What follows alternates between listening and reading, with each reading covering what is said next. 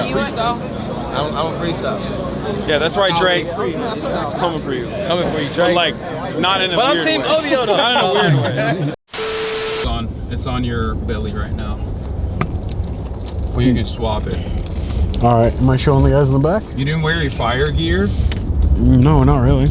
I thought you would have. I thought you would have worn your fire gear. You guys can turn on the lights in the back if you want.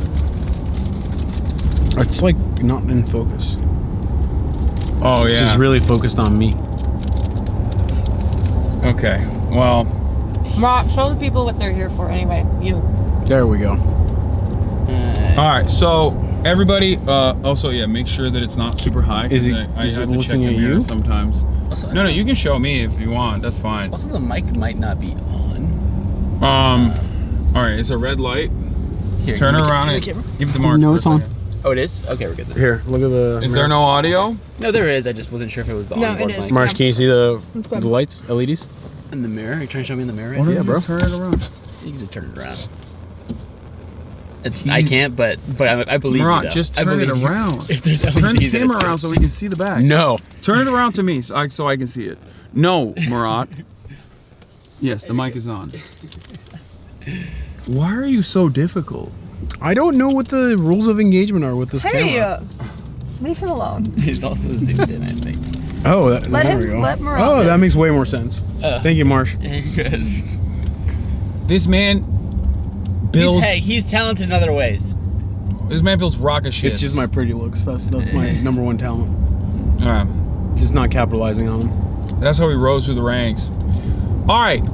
Here, flip it to me. It's on you. All right, ladies and gentlemen, we are on our way to the Rose Bowl right now, where we are going to be linking up with a new friend of the show. His name is Scott. He's a producer, and he's also a recidivism activist. And we're going to be linking up with him because he is going to be feeding some of the firefighters that have been working tirelessly around the clock in combating all the wildfires that have been taking place in Los Angeles. So far, the last death toll that I saw was around 10, with more than 10,000 structures that have been burned to the ground. Obviously, this is one of the most impactful wildfires, certainly the most devastating wildfire in California history. And one of the lesser known aspects of combating wildfires in the state of California is the fact that the California state relies sometimes upwards of 30% of the firefighting force at any given point during wildfire season. California state relies on inmates, incarcerated firefighters. And some of these incarcerated firefighters make $5 to $10 a day, according to I guess publicly available data. Some of them makes upwards of $26 a day. Now, obviously, these numbers are incredibly low. They are incarcerated. It's a valuable training program, and until recently, they had no opportunity to join a full-time, staffed, employed fire department. Since, I believe, 2022, there have been initiatives to, I guess, expunge their record if they have any drug offenses, or if they have any sort of if they have a felony on their record, they're incarcerated, they must have it expunged in order to be able to join, in order to be able to get EMT training, which is a requirement to become a California firefighter. Before 2022, the gainful employment opportunities for a lot of these incarcerated firefighters was very limited, only part-time jobs at best if they were really lucky. They still, as far as I understand, cannot join municipalities unless it's like a super rare instance. We're going to be talking to these guys. They're still technically in prison, but for the time being, they're out of prison and at the Rose Bowl in the staging area. You know, after a long day, sometimes 12-hour shifts or even longer of combating wildfires, clearing out brush, and numerous other things that you have to do, they're going to be eating. So we're going to go talk to them about their experiences and what their day-to-day looks like, and hopefully help people understand that the incarcerated population are human too. Now, of course, this sounds really silly when I say it, but unfortunately, it's something that must be said. Because in the United States of America, we have one of the most draconian prison structures, one of the worst carceral states on the entire planet, where the American government houses 25% of the entire planet's prisoner population, despite only making up 4% of the entire planet's population. That's right. A quarter of the imprisoned people on this planet behind bars in chains are in the United States of America. This is why I always get very upset when people think that the real solution to combating crime, to ensuring that crime doesn't happen in this country, is actually more stringent and more draconian punishments, when clearly we have some of the most antiquated, dare I say, medieval, torturous carceral structures on the planet. And yet, seemingly, that does not solve the issue at all. Seemingly, this kind of deterrence mechanism is not actually successful at lowering the number of the incarcerated population in this country. What actually has worked so far, successful initiatives like training programs and reintegration programs, a focus on rehabilitation rather than incarceration, has actually been successful at combating the likelihood of reoffending. Having said that, however, even in one of the, on paper, most successful reintegration initiatives, this is a very valuable training structure and allowing prisoners to experience dignity and actually give back to their communities in this way, in this very meaningful way. It still seemingly is used as a way to basically have a servile, indentured servant population. Slavery, as you know, is constitutionally protected under the 13th Amendment. Slavery as a mechanism of punishment is perfectly permissible, allowed, and still exists in the United States of America, in many states, including California. California, as a matter of fact, had a ballot initiative in the last election, in the general election that we just had, where they overwhelmingly voted to preserve slavery as a form of punishment in the state constitution. This is one of the awful outcomes of said reality. I'm joined, of course, by Caroline Kwan, Marchie Poo, and also my very own volunteer firefighter, engineer extraordinaire, Hasan Piker, on this wonderful journey. Thank you guys so much for coming. Thank you for that speech. I'm gonna cut in and just add one thing. Okay. So the Anti-Recidivism Coalition, that's a group that works with these incarcerated firefighters who we are going to go talk to. They currently have a fundraiser to raise funds for these firefighters after they are released from prison. So I think I posted the link in my Discord, but if mods, if you can find that link, if people are looking for a way to donate, but also just to follow their work and understand what it is that they're doing. That's the first thing I want to mention. The second thing I want to mention is that the way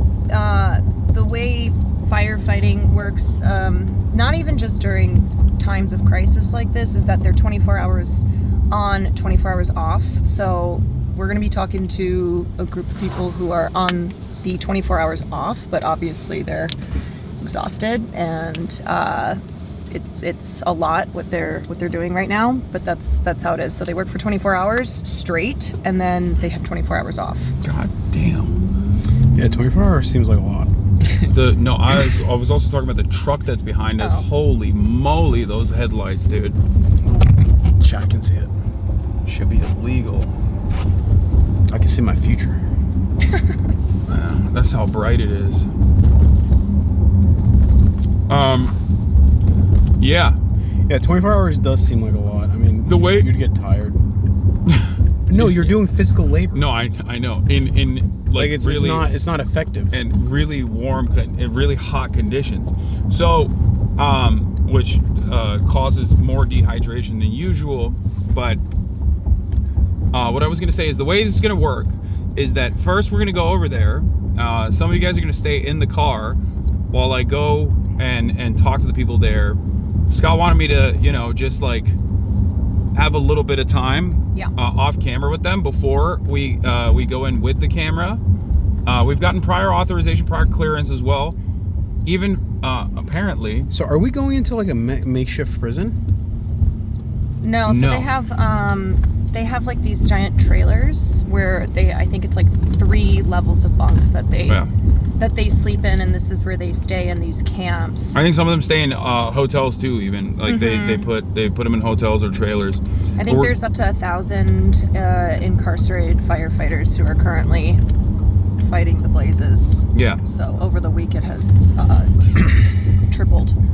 Yeah, and we're going to be going to the staging area where a lot of, I believe there's other EMTs there as well, like other emergency services there as well. I don't know if it's just the incarcerated firefighters, but we'll find out when we get there. Unless you know, Caroline, do you know? Sorry, what was that? Are there just incarcerated firefighters at the place we're going to? I think it's just the Or staging is it just like area. a staging area? This, from my understanding, this camp, this camp is where their base camp is. So it's a group of about 80, maybe more since yesterday when I was looking into it, but 80 incarcerated firefighters, and it's where they pretty much sleep when they're on their off shift, and then they go right back to work. But I was actually seeing Jeremy Lindfeld, who's the photographer? Jeremy Lindenfeld. I know he shot like the WGA and SAG-AFTRA protests, but I think he went and took pictures. Wait, and talked to the them guy today. that took photos for New York Mag? Yeah. Oh, I think saw so. those photos. Those photos are bomb. Yeah, and he Caroline, he there's a went light and right talked. here. What's I that? think there's a light right here. Would you mind turning it on? Oh yeah. Did that help? Yeah, that helped. Is that better? Barely. The lights in the Porsche are... No, killing it here will make it better. Whoa, what are you doing? You're hitting the SOS? Whoops. What was that? Did you hit the OnStar SOS button? I don't know. No, you didn't. No, just close it. It's fine. They'll tell us. Don't worry. Hello, this is OnStar. Yeah, I'm gonna be like, I have a... Wait, no, you turn your line. This is I was turning so- this off. This is classic Murat, okay? When we were younger, he would do this all the time. He'd I be mean, like, he I'm would gonna do this all the time. I'm gonna be like, oh, I'm gonna fix the remote. Yeah, I would take the camera and be like, hey, yo, chat, let me No. just like... No, you know what I'm talking about. Try to get you better You know what I'm visuals. talking about. You know what I'm talking about. He would always... Oh my God. He had a Caroline, tendency. He had a tendency you don't like to the wanna... light? He had a Fine. tendency to want to fix things, okay? Oh my And God, that's why he's an engineer. Hello. yeah, but he would break it beyond repair in an effort That's to fix truly it. not. Abby, listen, like, I know you're about dramatizing the news, but, like, relax. I mean, they can see it. You can see what you're doing in Yeah. broad daylight, well, the night light. It's all on camera, bro. Yeah. Okay, honestly, as an older sibling, I am gonna support Murat here because... Wait, what? He's the Wait, younger he's the sibling. I know. What the fuck? But I Thank know you. it doesn't make sense, but I am. But because it's Where you. is your goddamn Because it's you, I'm supporting Older Murat. sibling sibling solidarity? solidarity, dude? What the frick? I'm just wait, saying. what were we talking about? Oh, Yeah, we were Jeremy, talking about the camp. We were talking about Jeremy. So I don't know if this is the group that he went to, but Oh my god, the governor's there right now. oh, Let's go talk to him. That's my man. well, that'll be fun. Okay, as I was saying, Jeremy said that the incarcerated firefighters that he talked to hadn't showered in 5 days. They were not provided regular meals. They were working 24 hours in a row, and they were feeling underappreciated and underpaid. But they felt they felt like they really wanted to be there still to help their city. So I don't know if this is the group, because I know they have bases, in different areas. But I think that's why it is good to go and like bring attention to these incarcerated firefighters and let them let them tell their stories. I talked to Scott ahead of time, and I was very I was very demanding in that I wanted to, no matter what, I wanted to like bring something for these guys. But he was like, no, I'm already bringing the food. What you're doing in terms of sharing their stories and talking to them and sharing what they're doing out here, and showcasing their humanity is infinitely more valuable. I still wanted to, you know, bring something, but Gotta bring those pizzas. But no, yeah, it's not a classic point of activism unless I have boxes and boxes of pizzas that I'm delivering. But this time around, no pizza. But he has a taco truck that he is feeding them with. So, Nice. and I believe he set that up already, and it'll be completely set up by the time we get there. So yeah, that's the situation. That's the short and sweet of it. We're there almost. In like 10 minutes we'll get there. Hopefully there won't be any problems getting in and out. We're going to a specific lot, and I don't know what we're gonna do afterwards, but you guys might have to sit in the car for a little bit while I go. It's okay, we can be entertaining. We can van. I'm gonna go talk it up a little bit. I'll hang out with Gavin. It's fine. Man, that's why I'm actually not bringing in the camera, because I want to hang out with my boy Gavin in secret. Ask him how his hair is like that. Uh-oh. Is this the... Nope, that's the wrong way. Why does this do... Oh my God, Google Maps. That's fine. I've done this. This is the third time I've been in this area in this past month. And every single time, instead of going... Oh, because I took Mom to the hospital. Every single time, instead of going on the Glendale Freeway, I end up going on, continuing on Glendale Boulevard. Every single time. It's very confusing. How long have you lived in LA? 12 years. Only 12 years. Yeah. It's a big city. Yeah. It's hard no, to... it is. It's huge. It's hard to keep track of all of the things that are going on. This is also like a different city. It's a different state. Yeah, basically, for those of you who are oblivious, Los Angeles is massive, and it's very expansive, and it over-encompasses a massive swath of land with numerous little cities inside of LA County. And, you know, depending on where you live, you might never actually encounter certain parts of Los Angeles ever. I think part of that is also Well, a lot of Angelinos literally have never been to the ocean. I mean, living here for 12 years, I've been to the ocean a total like. Okay, but you times. choose not Aren't to you go. scared of the ocean? Okay, well, He's worried about the Sharks? yeah. and the octopus. People The always octopusy? discount that the octopus are terrifying and they're intelligent and they can kill you and they can suck you into the water. Have I told you about the squid run? What is that? So in Redondo Beach, squids lay eggs like once a year or Gross. whatever. And there's a certain period of time when the conditions are right where you can go scuba diving in like a swarm of like thousands and thousands of squid. Gross. It's insane. It is insane. It's insane to do such things. Do you know who loves octopus? Who? Will now. I love octopus He too. watched my Octopus friend. my octopus teacher. I and didn't he- watch that. He sobbed and he announced to me, he was like, I'm no longer eating this brilliant And I don't man. think He's lying. He He's hasn't. definitely. No, he I hasn't. don't think yes. I've been with him. He- I've eaten in front of him. He like Okay, kinda I went will on a eat octopus crusade on his about it. behalf. Well, when we go to Japan, I I'll remember him question. preaching to us about it. No, Hasan, As I ordered the octopus. I'm so serious. Like, Well, octopus are he's gonna very try intelligent. He's gonna try to get you to stop as well. Me? I don't eat. Yeah. any He's never octopus. had it.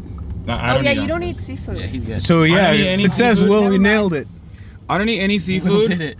But I would Mission also accomplished, folks. I would also refuse to eat octopus anyway because they're They are scary. Yeah. They're What? delicious. Octopus are No, so they're scary. brilliant. They're beautiful, brilliant creatures. Don't be scared. Yeah. Don't be scared. We'll put you in a. Oh, Bless you. mama. Oh, okay. That felt good. Let it out. That was like, the older I get, the more I feel like a good sneeze, like a good fart, you know, or like a burp. Yeah. You get it out of Yeah, your man. system, and you're like, Yeah, damn. yeah, man. Yeah, man. Why are y'all acting like Anyway. you don't? You gotta let the fart? demons out, Because Hasan. Marsh and I don't. We don't. Is Marsh also a girl? What is Yes. this? Like, Caroline, I get it. You're a girl. Girls don't fart, but And neither do I. Why are you laughing? One time Kim Kardashian said that she doesn't poop or fart. Like unironically, like seriously. Yeah. I believe it. I believe her. I believe her. I do too. I believe her, but only because, not because she's a woman, but because she's an alien. Yeah, speaking of aliens, Mark Zuckerberg, what is this like douche lord new look He got hit with a Dominican ray. What is going on? I think he saw everyone being like, Mark Zuckerberg is AI. Yeah, he's like, Lil Zicky. Lil Zicky, yeah. He's Zuck Harlow. From the window. He's yeah, I mean he's just doing the right-wing pivot. And it's funny because like a lot of right-wingers are like, nah dog, you are public enemy number one, persona non grata, I will never trust you. And I think it's really funny because like for right-wingers it's just like, if you were an outspoken liberal at some point, I guess Mark was, I don't really fully understand how he was, because he in 2017 very famously said he doesn't have an issue with Holocaust deniers being on his platform. And then I think afterwards he got into like the really censorious liberal side of Facebook moderation. But even then, Facebook has never not been a QAnon, you know, stomping ground. But they've always hated him. They've always hated him, and they don't trust him. And that's all that matters for conservatives, is that like you were found to be libtarded at a certain point in your life, and then that's it. They don't even trust him anymore. They don't trust this pivot. They think it's like fake, which it probably, I mean, it is. Yeah. It is fake. Dude, I don't know, man. Conservatives get more stuff right than you give them credit for. Like what? Getting this right. This is Murat announcing he's MAGA. Murat is the most MAGA-coded man in America. His favorite activities are mudding. Well, what kind of mud? The best kind. Have you ever heard of Rednecks with Paychecks? It's sick. I really want to go. What is that? It's everything you imagine that title would mean. Rednecks Now I with wanna go what? too. Paychecks. Well, I can't imagine what that is aside from getting paid. Google it. No, rednecks with paychecks makes sense. It's like, you know, rednecks with a lot of money that they spend on their incredibly souped up, lifted like the guy monster who drugs. bought Taylor Swift's guitar and then from an auction and then immediately broke it in like this I like this guy. I don't agree with what he did, but like Murat, come on. It's so stupid. You have a fiance who is a Swiftie. Come on. You're gonna get killed. I'm trying to get canceled right now. Don't you understand? There's no higher allegiance that a Swiftie has. No, I don't agree with what he did. I just like such an aggressive thing to do. You're about to have your wedding called off, son. Murat, I can't support you in that. I'm sorry. Yeah, I hate what he said. Also, I'm so sorry, Swifties that are watching right now. Yeah. Hey, listen, I went to the Eras tour. Did you? I was not allowed because of my You admiration. loved her too hard. Thank you, Mark. Yeah. Exactly. Am I the only one here who's actually seen her live? You know, I'm not Ooh, worthy. Deadening silence. Yeah, I'm okay. not worthy of Yeah, please go ahead. seeing Defend her. so- No, I'm just simply saying. Okay, that- I'll defend her. Climate change is fake, and she should be able to Fly wherever she wants. fly however much she wants. 17A. I mean, hey, my girl's into aviation. Like, I like that. Yeah. Yeah, you're in the lab cooking up new ways for her to pollute the planet. I mean, like, kind of. Okay. We're near. We're like 5 minutes out. Also, did you fart earlier when you burped No. When I sneezed? or when you sneezed? No. I don't know. I can't not keep straight whatever's happening. No. I just sneezed. Wait, why? Does it smell like- Somebody farted. It doesn't. It It no was one even earlier. brought it up, Caroline. So I didn't Or smell could it be like some weird smell you're getting from the fire nearby? Now I you're didn't- blaming the fires, Murat. I didn't Wow. smell it. So whoever smelled You it, Half dealt the it. state's on fire? Like, what do you mean? Whoever smelled it dealt it. That's the rules. Even if Yeah, you're but a she's girl. female. She doesn't fart. Whoever did the rhyme did the crime, except for me, who. You're obviously rhyming had right to now. rhyme. You're rhyming right now. That's Yeah. double. Well, Double jeopardy. But this time nope, that means I you're said doubly no. guilty. No. I wish there was smell-o-vision on this camera. So we could just kind We'll of get focus there. in back there. Like the Nintendo Switch 2 will have. I think I wish there was smell-o-vision so that the slanderous nature of Will Neff would be known to all man. Actually, it's probably better that there's no smell-o-vision because when I burp, it does smell really bad. It's all right. Well, whatever. I eat garlic. Okay. I'm a man. Well, Who likes to eat garlic? Will does like What is bodily functions as humor, like farts and burps and. it? Yeah. I mean, it is funny. It is funny when he does it. That's true. Farts and burps are very funny. Sometimes though, I could do without it. All I'm saying is, the worse they are, the funnier. Like he'll jump in the air. That's hilarious. Like I'll be talking about something serious. Okay, you're really undermining the point that you were trying to establish earlier. Yeah, that I don't think farts- this is working. Carl. That farts are not funny. They're hilarious.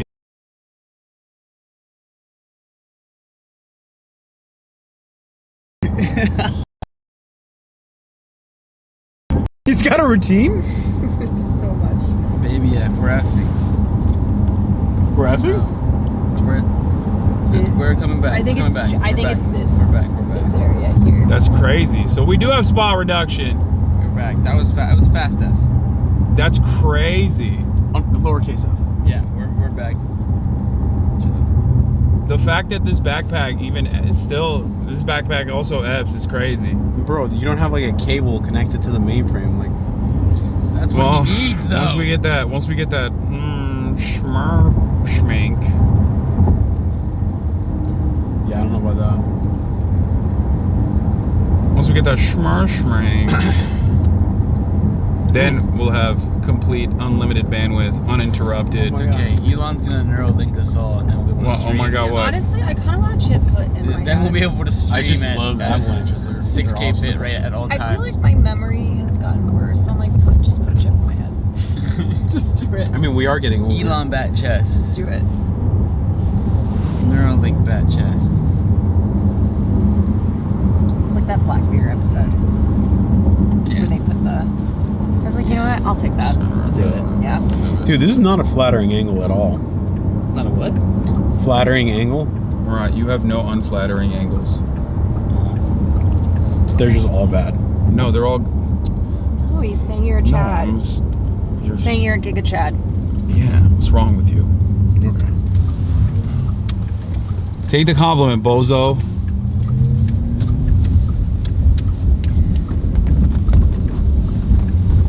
Okay. Medio Starman. Alright.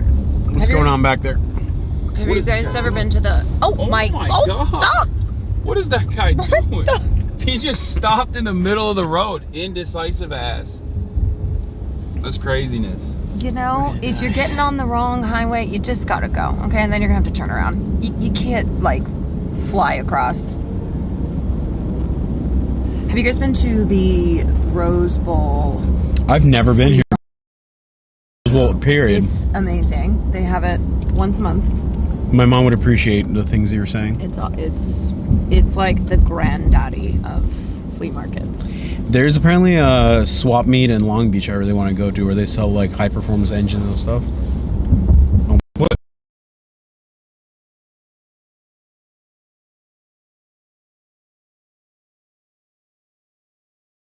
The most undecided. Show this guy. Don't No, I'm not do gonna show dox that him. guy. No. This guy is literally standing. Chat. You This could guy never- is standing you in could the never play middle. League of Legends. He's standing in the middle of both lanes.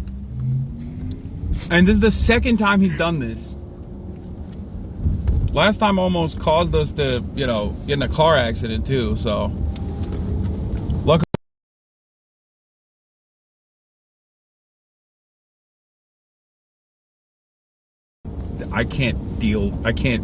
I'm not responsible for the suspension system of the car, Ron. Well, first of all, you are. There is settings. Yeah. Oh yeah, we're down. But it's coming back up. That's crazy. That is F so many times. We are up in the hills, I guess. I think it will It's be back. fine when we get to. It bounces back super Yeah, I think fast it's really just the hills. compared to the other one. There she is. Is that it?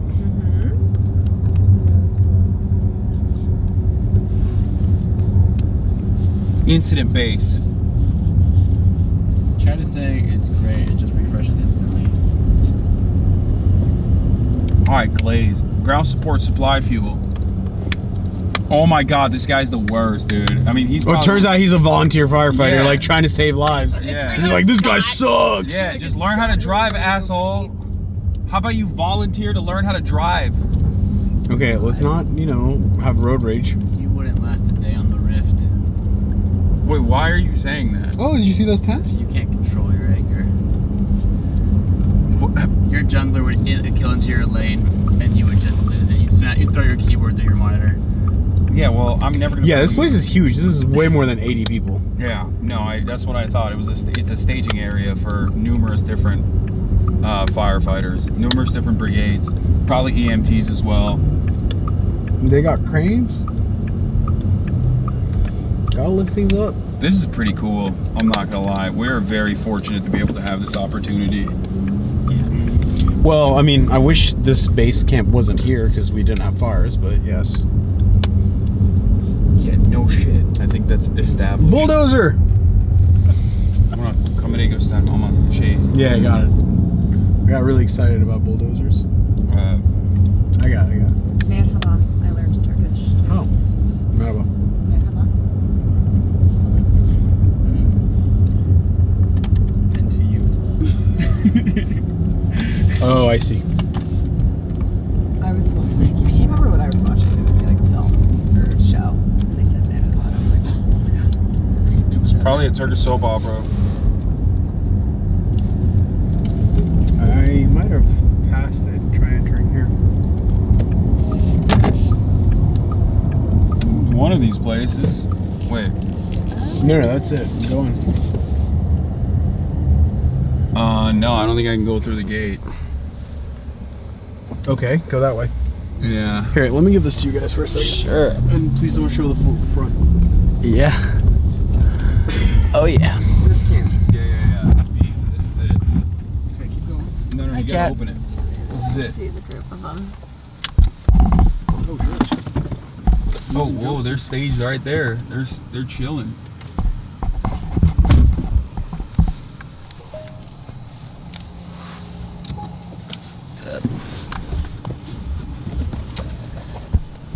Anywho, I'm gonna go to bed. I'll see you tomorrow.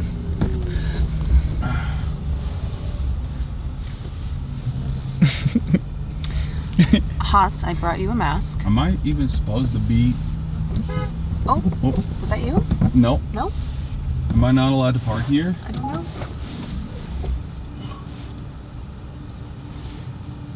Cop came up. Wait, there's cars over there. I think I'm gonna park next to the civilian vehicles and not the. And not next to the, Not next to the fire fire trucks. I see orange jumpsuits. Yeah, the orange jumpsuit guys are the inmate. Yeah. Mm-hmm. Figured. All right, I'm gonna go and talk to him real quick. All right. Stay Talk to him. Oh my god. Turn off. Sorry, see you guys. I just made a Haley Welch joke that you guys didn't catch like 30 seconds wait, ago. What did you say? I'm so sorry. I'm so sorry, Mr. Well, I said, anywho, I'm gonna go to bed. Oh, Which is the last thing she said, and then disappeared for dude, 3 I weeks. didn't even realize that you were doing a Haley Welch. So, Is she it's still called a sleeping? callback, Caroline. Yeah. I mean, In comedy, we call those a callback. you know what? Since I have no humor. I'm sorry. Anyway, welcome to the Margin Caroline Power Hour. Yo, finally. Finally, we should start a podcast. Finally. We should just. I can't move, guys. Can you show them my You guys, legs? I just have to tell you too. This is how I wrote. Okay. Look at Marsh. Okay, Look hold at his on. legs. I need to shine Let's a see light if on you this. can- Okay. Okay. Okay, it is. So we were like, Hasan, can you pull up a couple inches? Of Oh your yeah, chair? this is after he pulled This up. is after he pulls up, and then he's like, "Yeah, can I go back now?" You're like, "Yeah, we'll just cut Marsh's legs off. Don't worry." So anyway, I can't really move. Look at your poor legs. I'm just getting my shoes all over his leather in the Porsche, and I don't care. Do you? Yeah, no. He can get those Fuck it replaced. up. Do you wanna sit in his? In the driver's there? seat. I Oh, think- that's so yeah, smart. 'cause You're I so don't know how long smart. it's gonna be. Let's move. Yeah, I'm gonna do that. Okay. All right. Okay.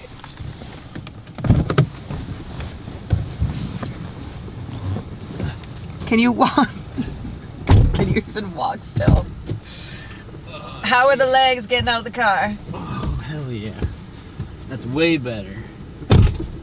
Okay, I'm gonna give that to you and I'm gonna move up here. Okay, yeah, we can do that. That's smart.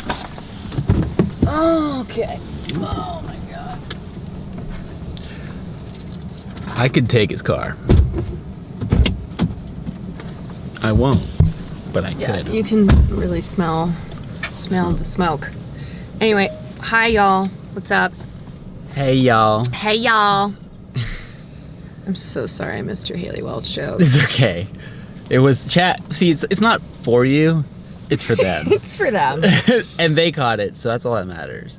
I'm a man of the people. That is, say, you can always count on chat to catch something. right, out of like If 20,000 everyone else people, misses it. like one will get Someone's got to know. it. And it's like if they're the one that gets it, notice it's like it feels more special. Sometimes if I make a film reference in a group of streamers who they do not watch movies, I'm always so grateful to the in the chat, to the one person guy in in chat chat. who's like, I got you. Yeah. Man, how are you feeling? In general, Yeah.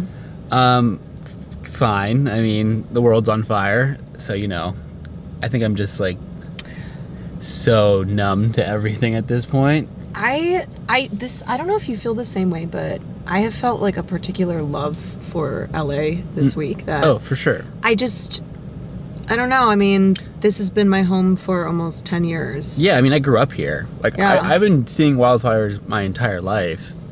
Obviously, not to this degree. This is fucking crazy. But it's just like, yeah, it's just so sad. I mean, Man, I'm sure you know a lot of people too who have lost homes or have had to evacuate. Yeah, definitely. Like, but this is just like, I've never seen anything just like this. No, And I feel like no. that's kind of the sentiment shared across a lot of people who've been for a while. It's like, I've never seen it be this bad. And the thing is, like, I feel like it's only gonna get worse. I mean, Yeah, like, I mean, the winds are it's not even expected to fire season. Right. It's and January. The Santa Ana winds are expected to like pick up again Yeah. into next week, which could undo a lot of the work that the firefighting crews have done. Yeah. 'Cause it just carries like the embers and So it's fucking scary for sure. it is. Thankfully, I was not in a zone that was like mandatory evac. Dude, But Will brought his Pokemon cards. and I respect that. No, dude. Did you think I was gonna be on your side about that?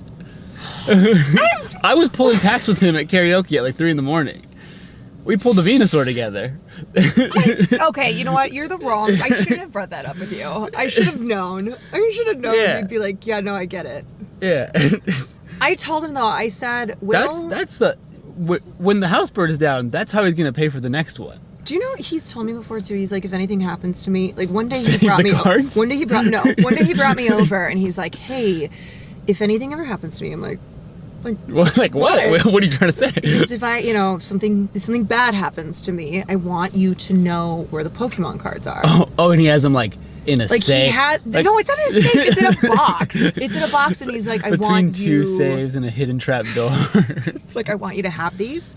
He's like, it's worth at least at the time it was like $1,000 worth of Pokemon cards. Okay, not a lot. I was like, not as much as I thought. I was like, for the way he was "Is that talking the about. most valuable thing that you have?" This is.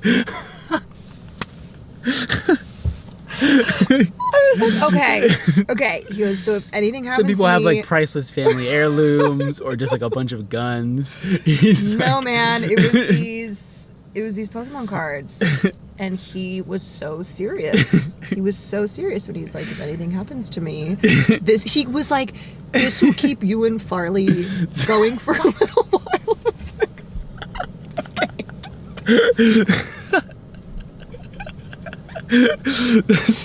That's awesome. great. He probably has some sick cards in there. Yeah. The collection has grown since Okay. then. Well, how long ago was that? I think that was before he really hit big. Okay. So he's been adding to it. He's been adding to it. Oh, you're sitting on a gold mine here. You shouldn't have said that on street. You should have said that. Yeah, it's still Probably worth millions now. yeah, it's worth it's worth more than this Porsche. No, it's not.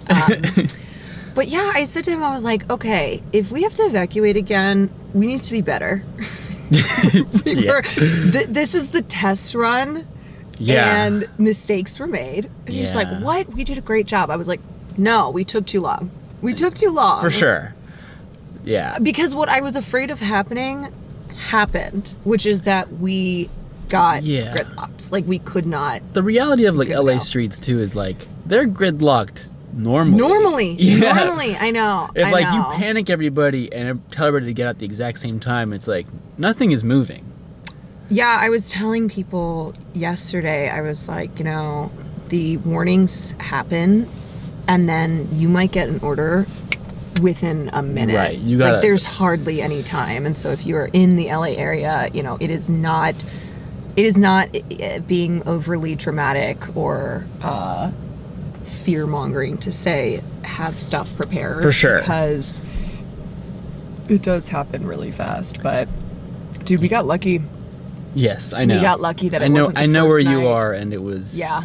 I immediately, when that one sparked up, I was like, oh fuck. I know. Yeah.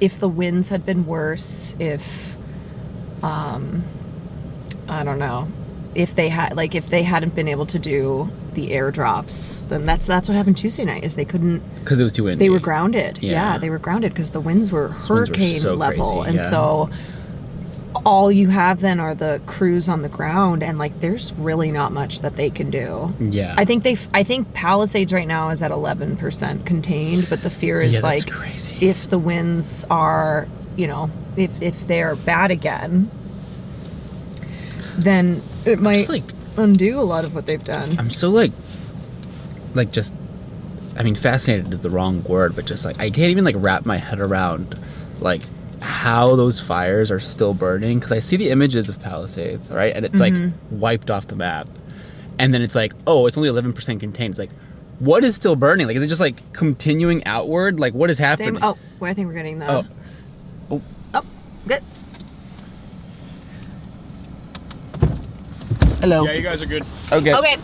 Okay. I'm gonna grab my.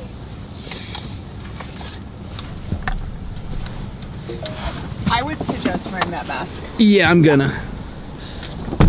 I just gotta get them out, get the kids out of the car real quick.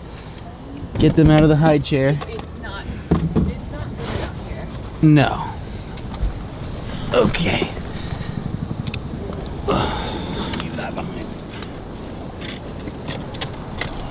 You got the keys? Please hold, chat. Bear with me as the camera is shaky as I'm putting you on my back.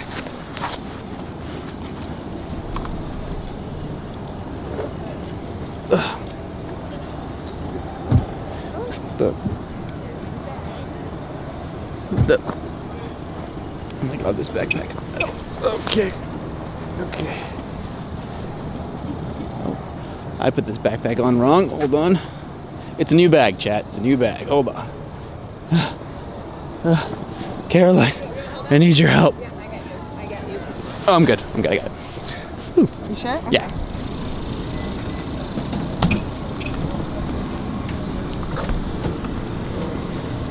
I'm gonna point at the ground until I get the clearance, chat, okay? Pointing at the floor.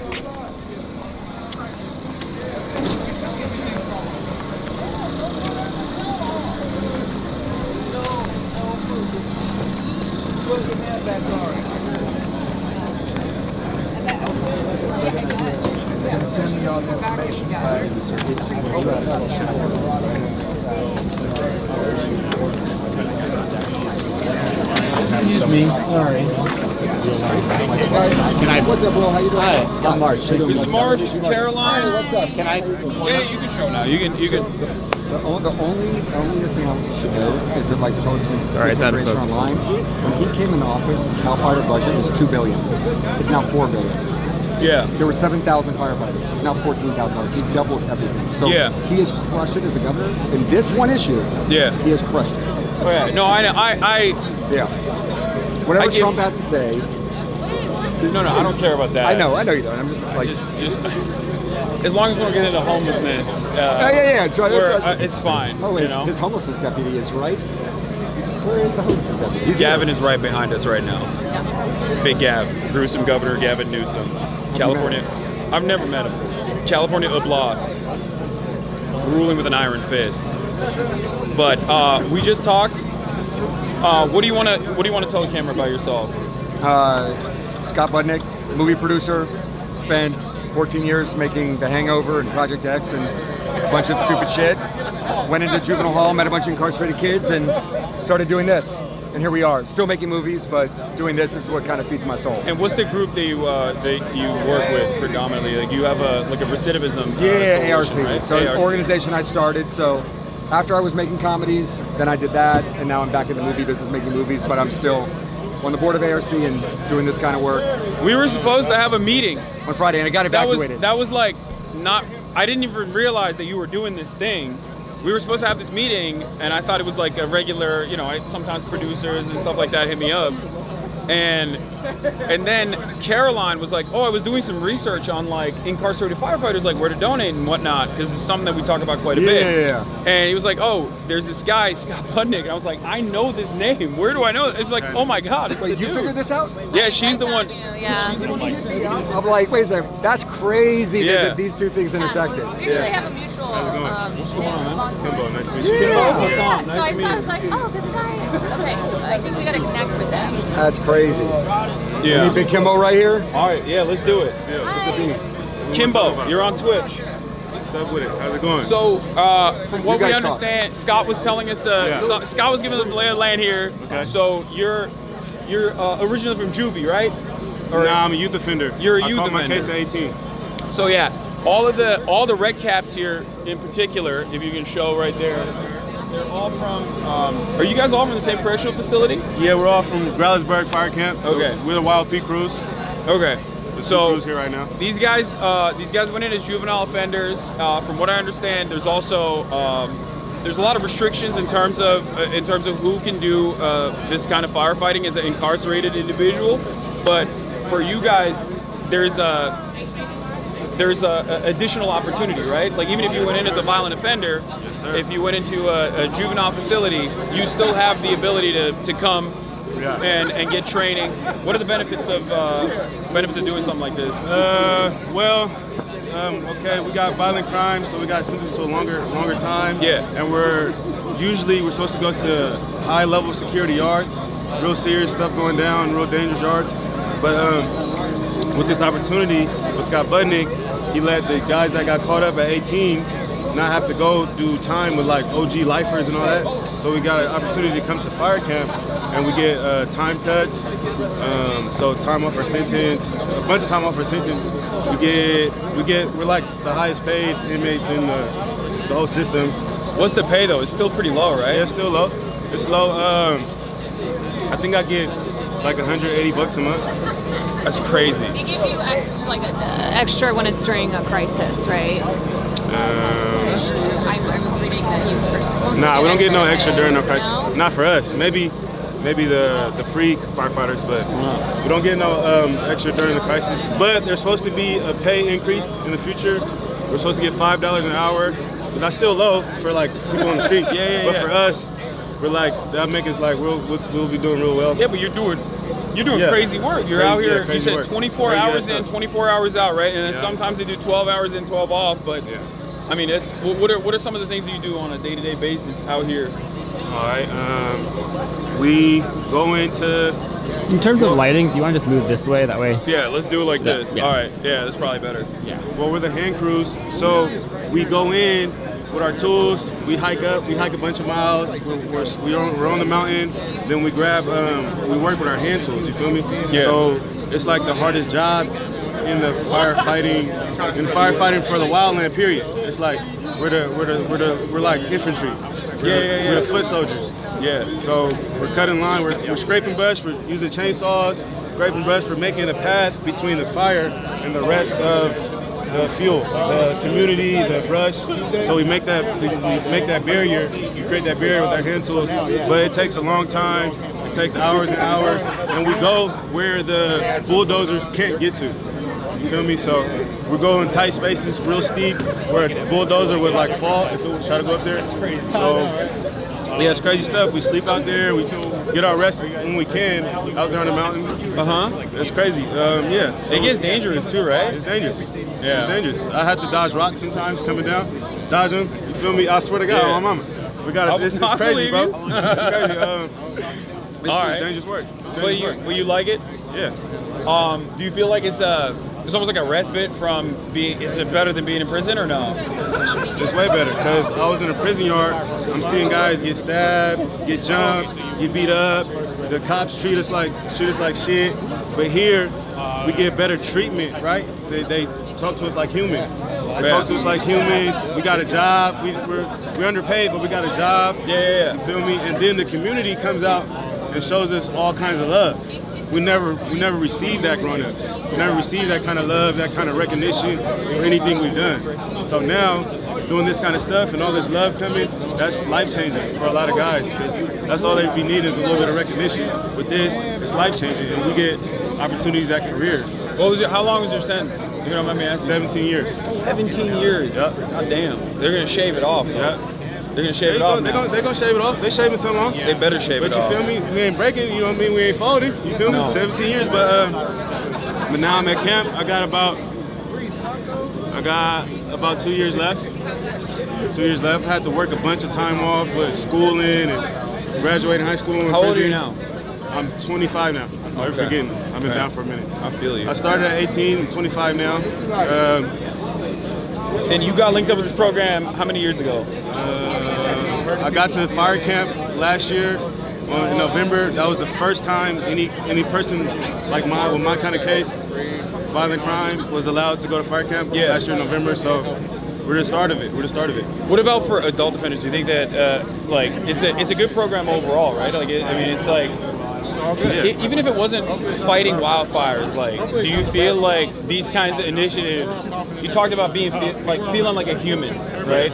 Feeling like a sense of dignity from other people. Do you feel like these kinds of programs, reintegration programs like that, would be successful overall? Like in terms of giving you proper training and giving you tools to one, lower your sentence, give back to the community somehow.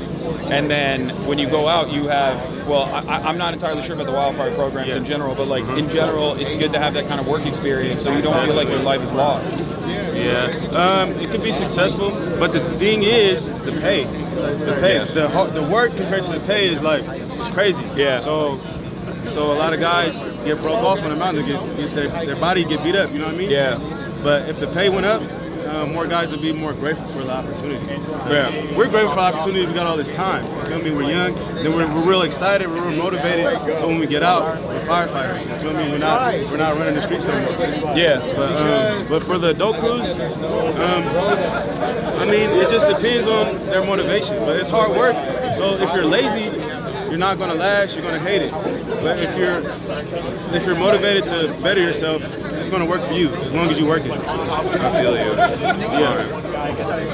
It's nice to hear from you, man. I don't want to keep you from eating your food. It's all good, man. It's good, man. It's my 24 down. I appreciate you guys for coming out. Yeah, nice to meet you, bro. Nice to meet you too, bro. Anybody else want to come on? Xavier, he's down to talk, and then if you guys want to... Come here. Let's talk. Yo, those are... Does the state give you those? Yeah, we get them brand new. Those are kind of drippy, dude. Just a little bit.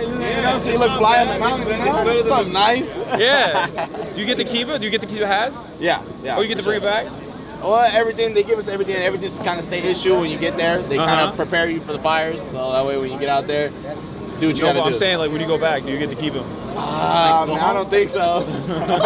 It's crazy. It's considered an antique. I don't think he wants to keep that either. I'm not gonna. I'm gonna cop his shoe. You're like, hey, can I get this? No, but I did see some jackets there. They're pretty sweet. All right, bro, chill. We're not gonna take their clothes off their back, bro. They're fucking fighting wildfires out there. Look, we'll give it to you, man. We'll give it to you. It's a donation. All right. So, how are you guys feeling? Is the tacos good? We're blessed. Yeah? I haven't even tried them yet. I'm not gonna lie to you. Do you want to eat first? No, I'm good. I just ate. No, I'm good, thank you too. While you eat, you talk. How about that? And then swap it out. So Again, Don't be- Xavier and Angel for those who You don't want to eat on camera? Nah, I gotta go wait. There's hella ladies watching right now. They're gonna be judging. They're gonna be judging the way you're eating. He's not shy. He's not a shy one. No, don't even worry, because he eats on stream, I eat and on you stream. cannot be I'm worse. fucking with you. You cannot be worse. Yeah. So how you guys doing? We're blessed. We're blessed. You know, we're taking it all in. We just came down from the mountain yesterday. We were assigned to the Eden Fire. Our division, you know, was meeting up with other crews, doing some hand line.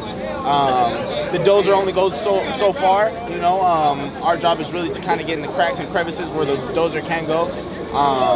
And when we get out there, we work as a team. You know, this guy is crazy out in the fires, man. This guy goes crazy. This guy goes crazy. This guy. So, let me ask you, how long you guys been training? Like, when did you get started with the program? It's a relatively new one, right? Yeah, it's relatively new. I mean, fire camps have been around for a while, but as far as for us, you get sent to a training facility before you're even allowed to come to a fire camp. And the training, honestly, will not prepare you for what it really is. You know, it's only a 2-week program. You probably do a couple sets of push-ups, run a mile or so. But it's like, but does not prepare you it's for nothing the real compared world. to hiking with a pack on or having to cut line for hours. But yeah, like I said, I mean, you won't be able to really figure out what it's about until you get to a fire camp. Yeah. It's a lengthy process. I think these facilities try to imitate the feeling you get when you're on the mountain. You know, the hike can be miles and miles, and you know you got to carry this water, and your circumstances are subject to change. You know, depending on the winds and how the fire increases over time. You know, and these places really just cannot imitate that emotion, that feeling you get when you're up there, you know. And before these fires this week, had you guys fought any fires before, or is this your first? No, we were just here at the Ventura fire, the mountain fire. Okay. Oh yeah. Just recently. So that was our most recent fire. I mean, fire season just passed, so the last couple of fires we have caught has been down south. I mean, this is kind of crazy to be your first experience. Yeah. But you know, it feels good to be able to, you know, show the community that we're out there. You know, we're trying to help the community. You know, it's a hard time for everybody. You know, God bless those people that were affected in these fires. You know, that coming back and your house is burned down. It's very crazy. You know, it's a very crazy time. But you know, it feels good to be able to help these people in some type of way. Yeah, we were talking earlier about how I don't think a lot of people know that historically 1/3 of California's firefighting force is made up of incarcerated folks, and I think right now it's like 40-something% because of We're the backbone of the operation. How drastic this is. Yeah. There's a lot of you motherfuckers out here. It's the backbone of the operation, and you know, Cal Fire is kind of just the cover up for it, you know, and we get out there and we do the hard work, you know? But shout out to those people do work too, you know, but we get the rough and tough end of the stick. Yeah. Do you guys, like, what do you want people to know about either this program or about just being an incarcerated firefighter in general? Like, is there any, you know, PSA that you want to make? Like, what's something that people probably don't know, considering that a lot of people don't even know that you guys are out here fighting these fires? I mean, one thing I would want the public to know is just that we're taking advantage of the second chance that we're being given, you know, and this is the opportunity to change our lives, you know, the trajectory of our lives, to be able to get a career once we leave, you know, once we hit the streets. And we're blessed to be in this position, you know, and like you said, a lot of people may not know about it, but we're putting the work in to try to not only better ourselves, but better our communities. Bro, don't hype it up too much. They're not gonna give you more. They're not gonna give you more money. It's crazy. They get paid $5 a day. It's We're out there bullshit. getting it. No, I know, but These fires would be so much larger if they weren't out here. They need to get paid an adequate wage. Right? Yeah, no, that's true. I mean, we get paid $5.80 an hour. You're over here like, oh, it's Oh, no, great. not even. We get paid. I love being in the we get fire. paid $1 an hour. That was a mistake on my You're part. gonna get a pay cut after this. You Yeah. oversold. Yeah, what we you're get paid getting. $24 a day. So Yeah. I mean, $24 a day. Let me tell you this. when we're on a fire, Talk to me. Talk to me. Did you guys know that there's you got the normal like the rest of the firefighters, right? They're also in the staging area over there somewhere. Correct. yeah. So you got that, and they get paid like the municipality gets paid like I think 98 grand or something. Like they get paid pretty well. They get Very good pensions, well. good benefits. They Very got well. unions. So they're in a decent situation. What would you say if I were to tell you that there's also private brigades on top of that really rich people like Rick Caruso, you know the Grove? You Very guys know what that is? Yeah, the Grove. It's a mall. Very Very aware. fancy shopping. It's lame as fuck. Anyway, he owns the Grove. He's a real estate developer. So we hired private firefighters to protect the Grove. You know how you heard about the Palisades that got Correct. burned down. Yeah. 75% of it's gone, except for Rick Caruso's mall in the middle of the Palisades. Why? Because he hired a private brigade. Those dudes are making $7,000 a day to do what you guys are doing. I don't want Money is power. Money I don't is want power. the fucking Money is sheriff to hear me talking like this. No, Well, I think he didn't encourage you to talk this everybody's way. listening right now. Yeah, $7,000 a day to do That really- basically what you guys are doing. Wow. So think about that. You know, and it's crazy. You know, it's a big pill to swallow. But in this case, the return that we get is our second chance at life. You know, this is a pilot program. You know, a lot of us made decisions before our brain was able to develop, before the age of 25. You know, so I mean, this is our second chance, and this is our second chance to prove it. And you know, at this point, it's a blessing. You know, it's not more about the material, but the growth that we gain from this experience. I think it's important too to talk about how there are obstacles though after you are released, where you have this training, right? You have this experience. You deserve to have this as a career, but you know, it's still really difficult even with legislation that's been passed to work at expunging records and make it easier to get hired in this career. Like it is still The reintegration difficult. process is a little tricky, you know, and I believe it depends and it varies on the individual, you know, because circumstances are subject to change. But at the end of the day, I believe if you want to change and you want to get out there, it's, How long you guys got? If you don't mind me asking. I got a 4 months I'm out. out. You got a year and a half left? 4 months I'm out. 4 months I'm out. Okay. I reside in the San Fernando Valley. December? Okay. How much time you have left? 2028. Damn, What there's gonna about be a you whole guys? new president by then. Don't worry, none of us are making it out. None of us are making it out by 2028. I taught him what Twitch was. Oh yeah. I've been in long enough, I didn't know what it was. Who here watches Twitch? Anybody? Is it the gaming one though? Yeah, the gaming Like one. Xbox and stuff? Yeah, I Yeah. watched it a few times. Yeah, you guys been out. got you guys got any favorite content creators like Are you cool with YouTube, Kai Twitch? Kenneth? Kai Cenat? Yeah, Kai Yeah, I Cenat. know Kai Cenat. Damn. Look at that, Kai. Pretty boy Fredo. Kai is that boy, huh? Kai is the boy, huh? 2K basketball. Oh no, I don't really play any 2K. Oh, they're Do asking you guys me watch to basketball games. commentators though? Oh, who do you like in basketball? They're talking about it. Well, we're talking about Twitch. Some of these guys are familiar. Some of them have been locked up too long, but they, You know, one of them asked about Kai Cenat. Like basketball YouTubers? No, They do like, basketball Kai? content. Then they're talking about One I can basketball. think of Gaming. Pretty Boy Fredo. So Illuminati. Oh, Soul Illuminati. Yeah, I know Soul. Yeah. I mean, I don't know him personally. Yeah, I've seen his Twitch videos. come out? Yeah. 2000. When was That's Twitch cool. first? Yeah. 2010. I mean, It was called Justin I'm TV. a homies, like. So it used to be called Justin TV, and then it became Twitch. But it was really I don't think COVID where it became popular. It because started everybody popping in was home. 2020 during COVID. Yeah. Yeah. But I don't know. Everybody was at home, man. Everyone was at home. The entertainment industry Gotta do is shut something. down. Gotta do like, something. we're looking for. So you guys get. How long have you been doing Twitch? I've been doing Twitch since 2018. Before that, I was at a company called the Young Turks, doing political commentary there. And then I switched over to Twitch, and I went full time in 2020. And I've been doing it. I mean, I love it. It's a blessing. It's given me fantastic opportunities. I get to do insane, cool shit like this. You know what I mean? And I have. I'm a political commentator. Like I talk about the news in general. and you know, I predominantly focus on like labor rights, things like that. Wow. So, you know, and also rehabilitation over incarceration, things like that, prisoners' rights, concepts that are unfortunately very foreign for Americans in general. Sadly. Like, have y'all ever seen like YouTube videos of like a prison in Norway?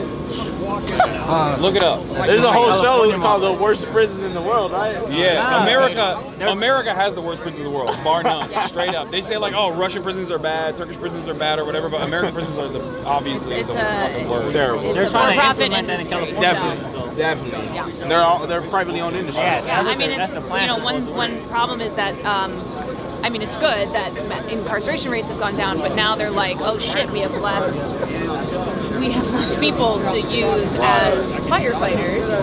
So it's now They dip into the inmate. Right, because they do rely on you guys so much. And do you guys think that they know like the trauma that it causes? What's that? Like, do you guys think that they know the trauma that causes like? Bro, I'm not gonna lie, they don't give a shit. It's like He's not lying. they don't give a shit. They don't give a shit when you're Where's the out money? and Where's the doing stuff. You know The what I reason mean? why I ask is because I mean you heard of the word institutionalized, right? The what? Institutionalized. Have you heard that word before? Institutionalized, like Oh, institutionalized. Yeah. So now I've only did it for like 12 years, 13 years. But the point is, I'm about to go home next month. So you go from the cell to this right here. It's like it's culture shocking. So now I guess like the fire camp, bringing back light to the fire camp, right? It does help you because now you start like mingling with the public, with you guys, the civilians, right? Which is I feel foreign with you guys because I feels like I'm part of the prison. That's who I was. That's what they indoctrinated me to be. Yeah. That's what they wanted me to be. So like now they want you to get out here and then go to a fire camp and then act like if you're a firefighter. And we do get like minimum training, right? So how is it that you do that? How can I become a better civilian, a citizen, coming from prison to this? Like maybe you guys know something about that. Like, that's my biggest question. How do I've I? only been in jail. You know what I mean? Like, it was not. okay, what's It was normal to you guys? overnight. What's normal to you guys? Are you asking like personally how Right, you right. make that transition? Right. I mean, He asked a serious question and I made jokes. I'm sorry. No, it's fine. No, It's no, a no. job. It's a job. It's I my job. think It's my what's job. key is having support, right? Right. So that that transition is easier. I mean, Right. you're right. When you spend so long Right. in prison and you either are on the path to being institutionalized or you're Right, there, right. it is hard to transition out, and there is such a lack of support from the state. Right. That's my. So I understand. I mean, that's neither of us have been in that situation before, so we can't speak from personal experience. But it's why like we are trying to bring attention to this and Light say, on it. okay, like you're somebody who you have firefighting skills now, right? Right. You've been there on the front lines. You've trained for this. Like, how great would it be, and how deserving are you of like having this as a career after you Right. leave? So you don't have to, struggle with job opportunities because you have a criminal record. And of course, we live in a country where that is an obstacle to you re-entering into society. What kind of service do they have inside for like when you're about to leave, right? When you're about to get out? Do they have like retraining services or anything like that? They like connect you with job providers? Right. So in camp, it's kind of minimal. Like they really don't. If it's it seems to me like if it's just Cal Fire, if it's not Cal Fire related, like you're just not what they're looking for. They're not gonna put much effort into it. Now you do have those individuals that do want to help you, right? Yeah. But that's more because they're personalized with you and you kind of grow a bond with them over time. But as far as them like providing something for us specifically for not Cal Fire, there's really none. So that's like the thing. So California State doesn't have any sort of like reintegration program. California has MCRP program, and thank God for Scott Budnick, he's trying to integrate his ARC program. So MCRP is the reintegration program from being incarcerated to being on the outside. It's limited, but it's offering you a way to try to deinstitutionalize, but in a sense, it's kind of just keeping you on a leash. Sadly to say, but that's what it is. They do offer some programs, but they're very limited because they're usually private-owned companies. And they most likely have you do it yourself. Like when you finish parole, they have you do your own parole. It feels like out of 10, only 3 go. I So feel what like- about the rest? I feel like if you had a job coming out, Right. if you had something lined up, kind of like this program. If it was CAL FIRE or if it was anything else, you're not gonna fuck around. You're not gonna want to lose that job. You're not gonna want to fuck over. You're not gonna fuck around with your parole. You're gonna lose. It's a tie down. Yeah, that's what is so frustrating about stuff like this. Is that, I mean, it's just so dispensable, like expendable. They just discard you. They're like, all right, fuck off. You know, all right, you did your time. Fuck off. Just another number. Yeah. And it's very frustrating. So you said you kind of do political work on like deportation, right? Since you've been kind of shining the light on some of the spaces, have you seen any like progress being made or any like development within that field? I mean, yes and no. I feel like people are very resistant. They're very resilient. They don't want to see the humanity of other people, and it's pretty dog eat dog out there. I mean, you know this, right? Like, obviously, everyone has like a fuck you, I want to get mine mentality. So they don't have any time for anybody else. But overall, there are communities out there that obviously guys like Scott, out of the kindness of their heart, you know, people that try to extend a helping hand to those who you know, just need just a little bit of a leg up to be able to reintegrate, to be able to become valuable members of society. There's great examples of that too. There's plenty of convicts that, like, you know, ex-cons that you know, made some of themselves after Big blazes. Yeah, big blazes. Made it big blazes. Oh, made it big blazes. Yeah. It's like I have seen so much news coverage just about incarcerated firefighters, and I've seen people sharing stuff. I know it's the first time that they've heard about that, so I think it's even just that first step of like. Yeah, of course. A lot of the guys out here who are fighting these things, who are trying to Get in here. Stand right here. Talk to him. I just want to say hello to my daughter out there. I haven't seen her in about 11 years. And yeah, I love you, baby. And hopefully I'll be out soon. And yeah, I miss you a lot. And hey, be good out there and get your mom right, okay? Love you. That's right. He's doing the Lord's work. He's protecting people in California right now, every day. Doing my best. What's your name? My name is Salvador Serna. I'm out of Tulare County, and I miss everybody. Nice to meet you. What? How much time you got? I got about 6 months left. Oh, hell yeah. About Okay. 6 months. Unfortunately, I came back on another term, but you know, this has helped me to grow a little bit more. You know, expand my horizons a little bit more, and build a little bit more, and well, just focus on myself more. Okay. And I'm very appreciative. You didn't do this beforehand. You didn't do the CAL FIRE program beforehand. I've never done it before, but I'm hanging with a crew that's way younger than me, and man, they're all on fire, man, and I'm running with the pack. Tell them how old you are, OG. How many push-ups is OG doing? I'm 53 years old, and He can probably max I'm you out, with all these 20s and 30-year-olds. So He's out there, man. if I could do it, anybody could do it. He's in the Wild Peak crew, so everybody in this crew is under 25. Yeah. Tell them, OG. OG's That's under true, 25 man. too. For sure. In heart. At heart. At heart. Well, I've been walking in circles for many years, so yeah. All right. I appreciate it very much. And thank you so much. Of course. Nice to meet you, man. Thank you for everything you're doing. Hey, thank you again. Keeping the streets safe. Yeah, doing my And best. so we are, you know, in the type of coverage and content that we do on the street, like as leftists, we try to bring attention to these issues because we want better for everybody. So he was asking like, why do we care? Like how we got involved, and like that's a long story, but I try to explain to people all the time that are listening that they are closer to where you are, and I am closer to where you are than we are to a guy like Elon Musk or a billionaire or a multi-millionaire, you know, owns multiple condos, properties.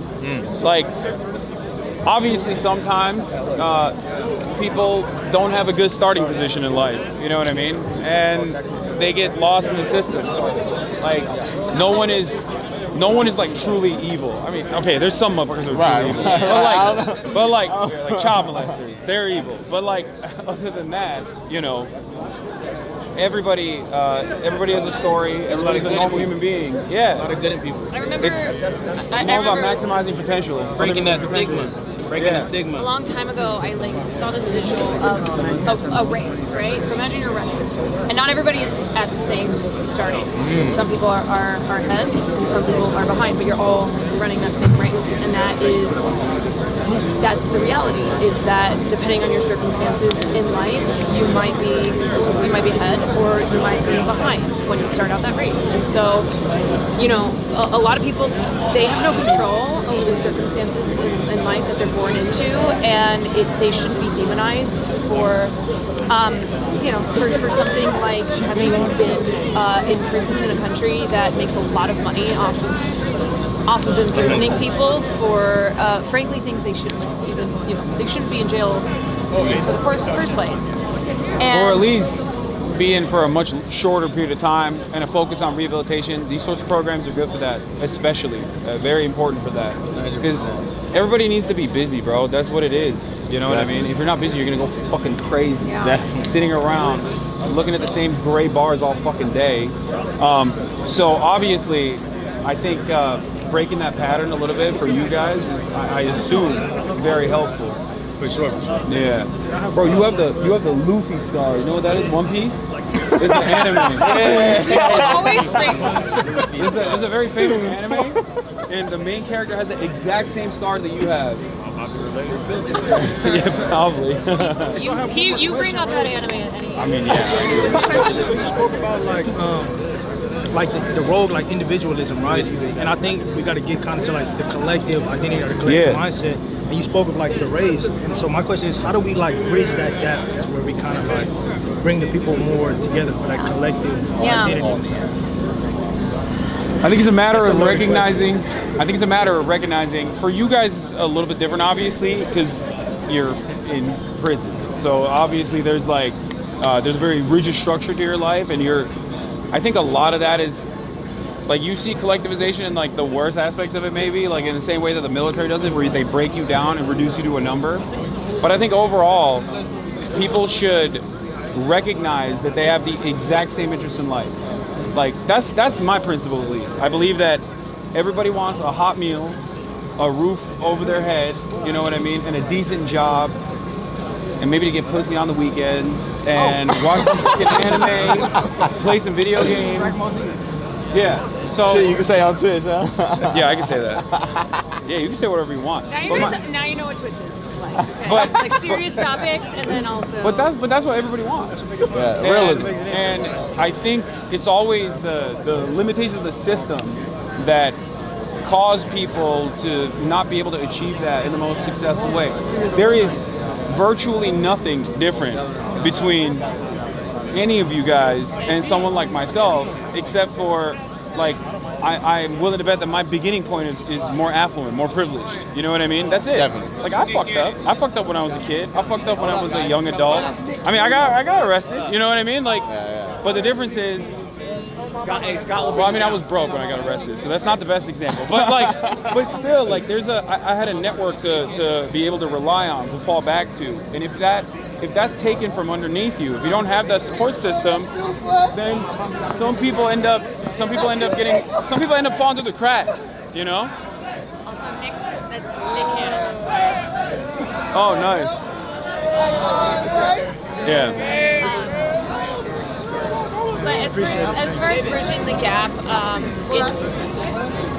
think in times like this, I always say, let this radicalize you, right? But let this radicalize you in the direction of progress, right? Some people will go the other way. Some people will be like radicalized towards being more peaceful and like individualistic. But I'm like, let this radicalize you towards fixing our world, our climate. You know, we live in a state that it's getting drier and drier every year. These fires are getting worse, right? Let this radicalize you towards believing that people like you guys, deserve equal pay when you're here doing this, right? Like you shouldn't be making only $5 a day, and you should also have the opportunity to have this as a career after you leave. So like all of this begins with education and awareness, and then putting that to action. So if you guys want to go, yeah, go hang out with Nick Cannon. Don't worry about it. No. Don't worry about it, bro. Come on, it's Nick Cannon. Who's the most famous? Nick Cage, or did I say? I thought you said Nick Cannon. She was thinking about Nicolas Cage. I swear. Nicolas Cage? I didn't say. You thought everybody was going crazy for Nicolas Cage? No, I'm like. The national treasure. He was just trying to take it out. Another national treasure. Number 2. Ghost Rider? Ghost Rider. Ghost Rider's ass. What kind of The first shit? one, man. What The kind of first shit one are was you guys alright. watching? Don't listen to him because Hey, he it's doesn't limited, watch, man. He You doesn't watch gotta be anything, under okay? PG-13. They're not showing that shit. They've probably seen more than you. That's probably true. I don't know. I watch more anime, but I feel like I watch nobody. Naruto. You watch Naruto? Okay, I that's watch a good. lot of Naruto. And you watch it? What? And you watch it? You watch it? I wasn't really. Also, just an air quality update because I've been checking the air and I was talking to one of the fire chiefs. Because the winds are blowing that way, this area is like fine. So Doesn't seem too bad right now. I always say that you can't go off a smell test. You can't go. You got to be like checking the quality. But Nick Cannon is getting so much play out here, dude. This is crazy. This is not the place you want to get play at, though, man. What do you mean? Who gives a shit? Fuck, what's up, man? What camp are you from? Washington Ridge? Oh yeah. So you guys are from different facilities? Definitely. Okay. Definitely. There's multiple caps around California. What part are you fighting at right now? You're on Twitch, by the way. Do you know what that is?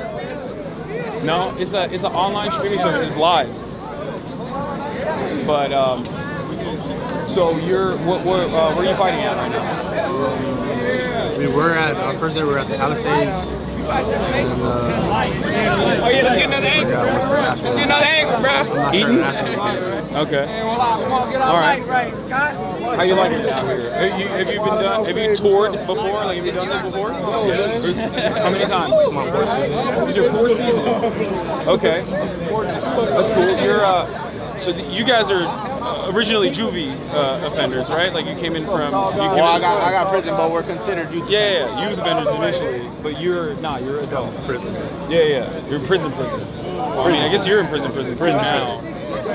What it is they combined YA and people who are under the age of 25 for the specific reason that the prefrontal cortex is not fully developed. And the prefrontal cortex is what's developed in charge of decision making and whatever the case may be, you know. So I mean that's why they make the private It's true. programs. It is also true. How old are you? I'm 26. I'll be 27 next month. You're about to be 27 next month? Okay, happy early birthday. Thank you. I'm 33. That's crazy. I'm older than all. I'm old as like fuck. 27, You 28. thought it was 27? Thank you. What's your name? Talib. Talib? Yeah. Hassan. Nice to meet you, he's being Talib. nice to you. Yeah. No, he's not. Yes, he really he thought I was is. 27. Shut up, My Caroline. age, I You forgot have a that's salt and pepper beer, my friend. He didn't. He thinks that I look 27. Can we just? It's fine. That's what he thought. It's all good. Just take it as a compliment. Yeah, I'm taking it. Take it as a I'm compliment. pursuing this one. I have 50 days left. Oh, you have 50 days left? Nice. Okay, so I feel like a lot of the people here, like, a lot of people I talk to, like, they have a couple months left, like a year left, 50 days left. It's very, it's at the end of their sentence for the most part. Is that a part of the, is that a byproduct of the? Not necessarily. Some people, OG that was on camera earlier, he got a couple years left. So it just varies. What it is, it's a percentage drop. It's a percentage drop. The law that Newsom passed no longer have to do the 85% as a violent offender. Yeah. So as you get into these programs, they give you the privilege of dropping your percentage of how much you have to do out of your sentence. So in this case, I was a violent offender, so I go from 85. Without being in these programs, you go to 66, and when you enter the program, you do halftime, so 50%. Yeah. Let me ask you this, and you could totally not answer if you don't want to. Okay.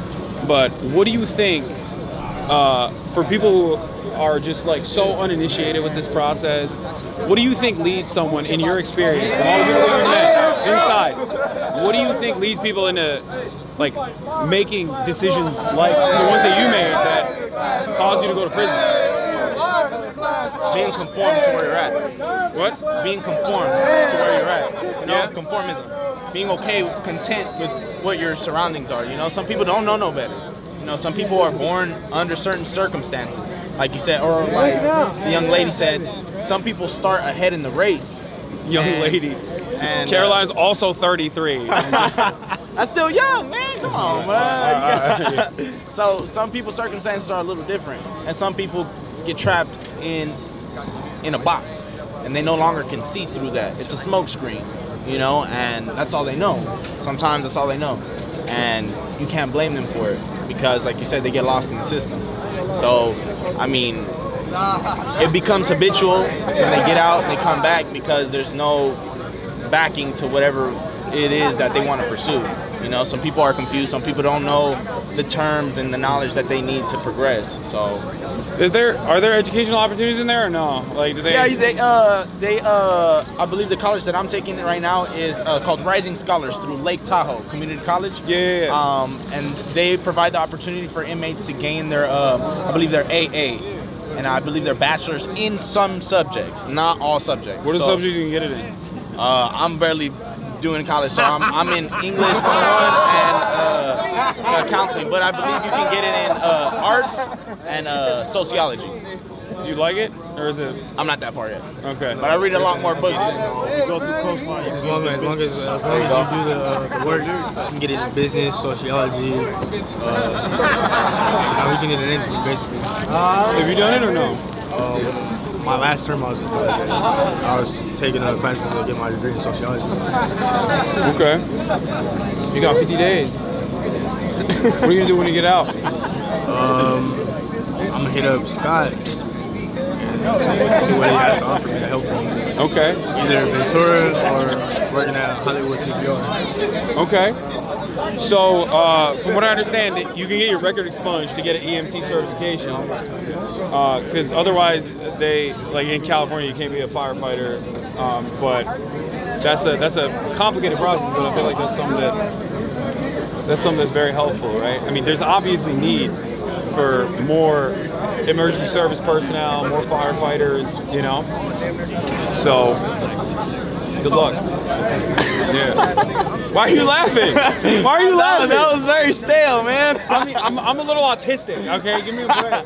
Slightly. I'm a little bit. Give me a break. Oh, goddamn. What's up? Who are you with? I'm just a Twitch streamer. I'm just a Twitch streamer. Okay, true. So I'm just streaming on Twitch. You want to say hi? Oh, hell yeah, let's do it. Baker and What's going on, Baker? Williams, Hasan. Nice to meet you. Hasan, nice to meet you just guys. asking like what we're doing, So why we're at here. Fenner Canyon? Yes, All right, where are you guys fighting right now? I'm at the Eastern Fire right here in Pasadena. Right here. Oh yeah. How many tours have you done so far? How many seasons? This is my third season. Third season. Fourth season. Okay. God damn. Is this the worst that you've ever seen? I was on American Fire years ago, but yeah, down south, yes. You like the program? Program's good. Not enough pay, but the program's good. Not That's enough right. pay. Yeah, that's That's why right. we're here to talk about stuff like that. Yeah. What do you guys get right now? Like $24 a day or something? Yes. That's $24 crazy. a day. It's crazy. It's the same for everybody. And then you get regular pay Monday through Friday. For as like a Swamper, you get $10.80. For as like regular tours like a Pulaski or McLeod, you're gonna get $5.80. So what are the things that you guys are tasked with right now? You're just clearing out? Yeah, basically like clearing out brush, lemon up, fuel break, doing stuff like that. It's one of the harder tasks, right? In general? Yeah. Labor intensive. Yeah, absolutely. A lot of strain on your body. Yeah. You know, like I say, it's all too within the mental as well too. Of course, hiking up the mountains, late night cold. It could be like 2 in the morning if a fire flare up. You know, you got to get back out there, jump in. So it's a lot going on. So you guys are right now. They're on break, right? They're doing 24 hours off. But when you're back out there, you sleep out there. Yeah, absolutely. Right. So they give you like what? Like they give you gear, and then they give you like sleeping It's gear. pretty much what you got right here. And then you got your Nomex on, your Nomex shirt on. But this That's is pretty it? much- yeah, that's all. They don't give you any sleeping gear. No, not on the mountain. Not on the mountain. So like I say, because you could be out there scraping line all night, you know, whatever it may be, trying to get a fire out. Yeah. So you can be out there What kind of protective gear do you have? I mean, I can't imagine for that like you're a gonna... shroud, like you know, you got a shroud that's on your helmet for like protect you from smoke. You know, Pretty much same protect gear you in from Cal burn. Fire where we have. Pretty much same gear, just in a different color. That's all. Okay. Yeah. Is it orange or is it yellow? Right. Orange. Is it orange? Yeah. And then as soon as you guys are done, they escort you. Yeah, so as soon as we're done, we're gonna go back to the bus, rehab our tools, sharpen them up, be fire ready. Be fire ready for like, you know, we get called to another fire or whatever it may be. Why did you decide to join the program 3 years ago or 4 years ago? I'm gonna be honest, when I first joined it, I just did it for like the time reduction, but once I started doing it, I kind of liked it. But once I get released, I won't do it though, because like I said, it's too much going on as far as like the breathing and the, you know, as far as the air, different chemicals and stuff like that. And as far as I know, from other captains that I've talked to, basically they said like it's just a long-term, you know, health condition, you know, as far as just breathing in all the different chemicals and stuff. You guys get any medical after, like any medical attention? No, they asked us, do we need like, you know, as far as like anybody got hurt, anybody get injured, any medical conditions. But, you know, if it ain't really like, you know, for like you got really hurt on the fire line, sprained ankle, none of that different type of stuff, you kind of just like go back to, you know, working the next day. Like you say, the 24-hour down, 24-hour up. But you're not really getting a full 24-hour down. You know, you're going to get the 24-hour on the line, you're fighting fire, but you're not getting a full 24-hour down. You got to come back, you got to shower, you got to go to eat, you know, you got to go to get lunches, you know. It's also a lot of noise, a lot of activity. A lot of stuff going on. They got to go to briefing, you know, get the assignment, you know, so it's a lot that's going on. Are you guys staying in these tents? We're staying in these tents. Are they nice? Yeah, they're pretty nice. Are they better than prison? Yeah, absolutely better than prison. God damn, prison sucks. Yeah, Baker, I want to ask you the same question. You know they go back to a camp after this. Yeah, we go back to the camp. Yeah, so we don't go back to prison, so we left the prison yard. So we go back to camp. So our camp be like, you know, maybe staging. I mean, our camp's in like Palmdale. So Palermo, California, actually. So I want to ask you why you joined the program. I did it 14 years ago. When I came back last year, my points was low, and I said, instead of going to the yard, I said, send me to camp. So yeah, I used to be at Carlsberg 12 years ago. I was at Carlsberg fire camp 12 years ago. Okay. I came back the first of last year. Unfortunately, I came back to jail.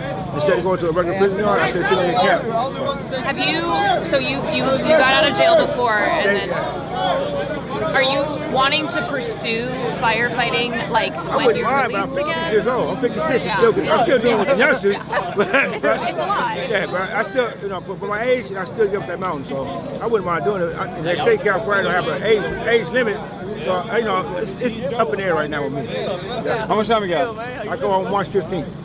Nice. Yeah, I'm done. What about you? I go home in July. Okay. Yeah, so what's the first thing you do when you get out? Drink a beer. That's what I'm talking What about. kind of beer? Modelo. Okay, there you go. Modelo. What about you? see my grandmother. Yeah, She in California? Yeah, she in California. So I'm gonna see her because I just did. Right now I'm putting like 10.5 years. So I've been incarcerated 10.5 years. So and I go home in July. How old are you? 32. You're 32? Yeah, came in at 21. Young as hell. I'm 33. You look way younger than me.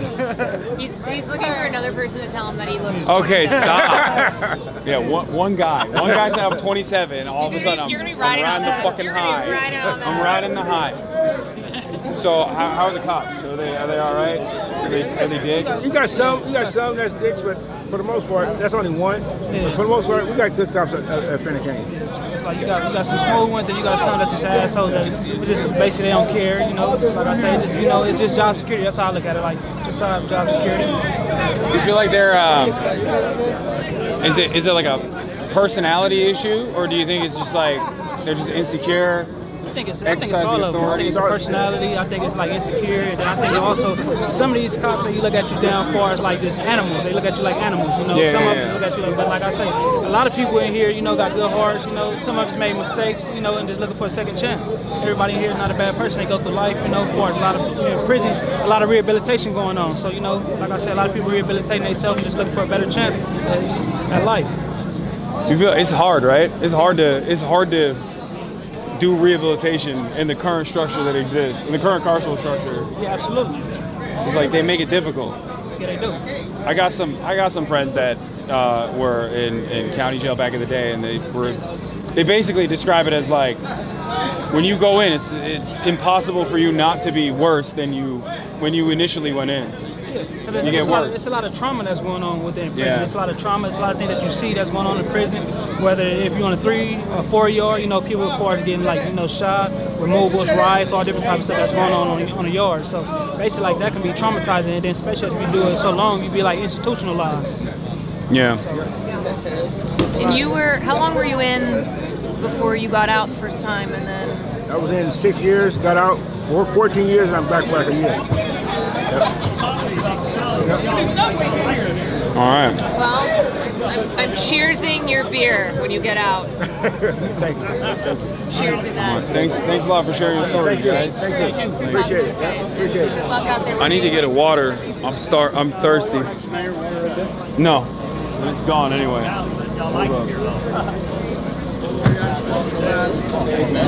Thank you.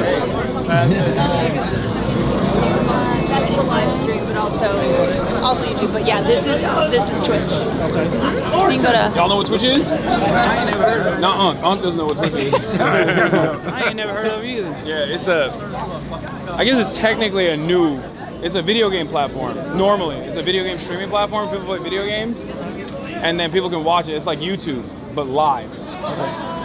Basically. Thank you. So you mean to tell me that I can get paid for playing Fallout? Yeah, you like Fallout?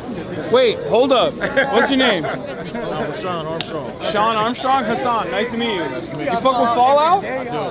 Wait, so when did you get in? This is my 13th year. This is your 13th year? Yeah. Damn, so you played like Fallout 1. I played 3 in New Vegas.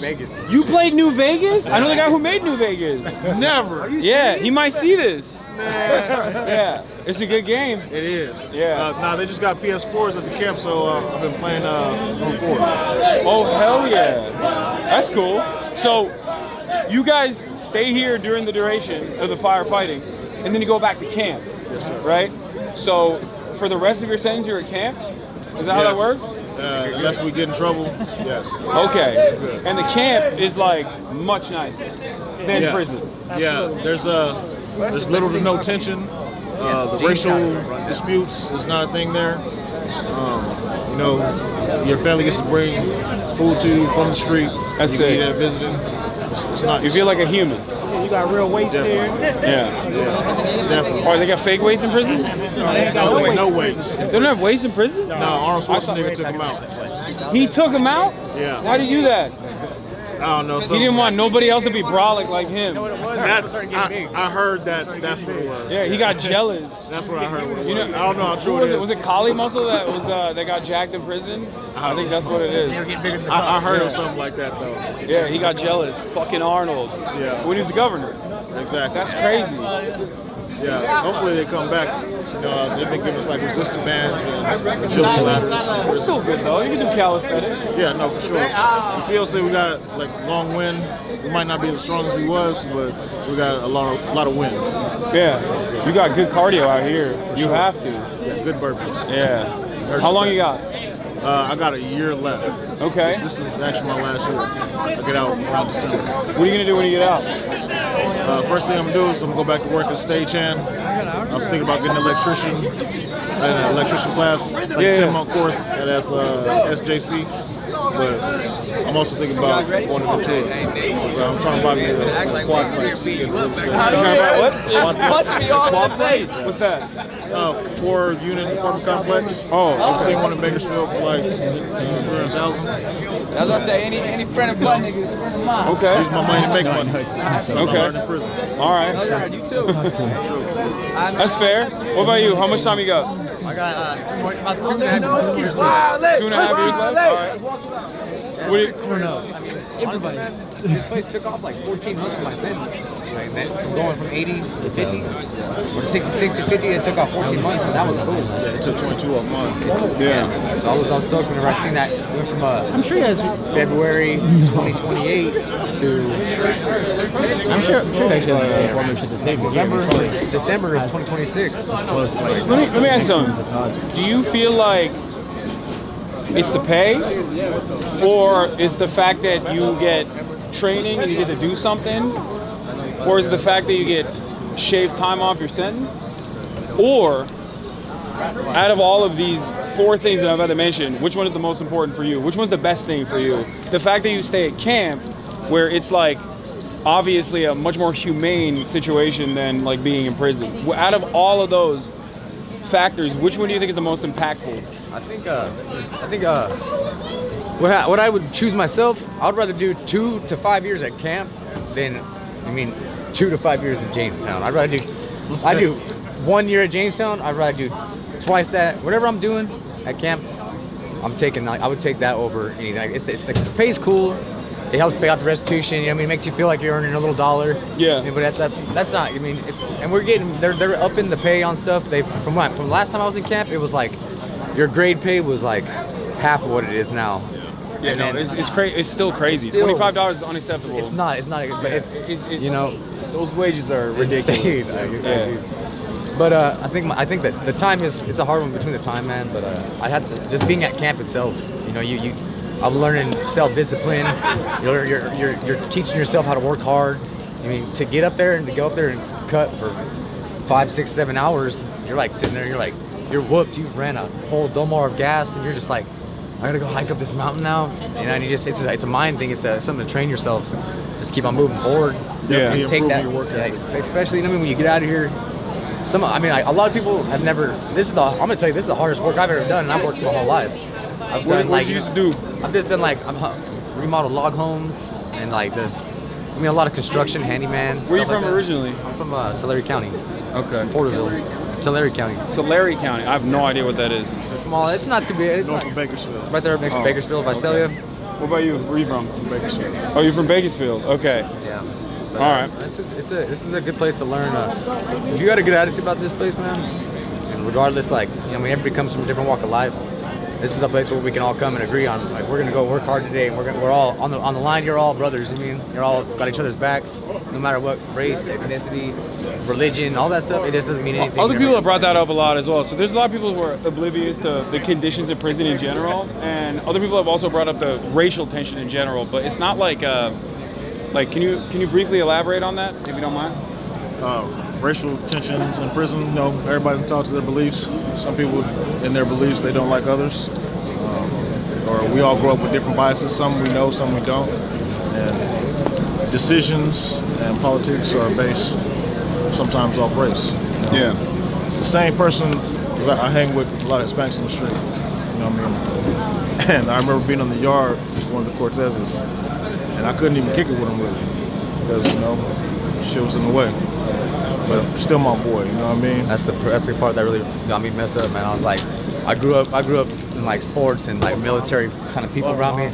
It didn't matter the color of a person, I just they're my friends. But you come to prison, and being I show up and they're like, I'm a new white guy. They're like, hey, you can't even talk to that dude. You can't even hang out here. I'm like, it's for protection too, right? You have to be slotted in. Yeah, sometimes.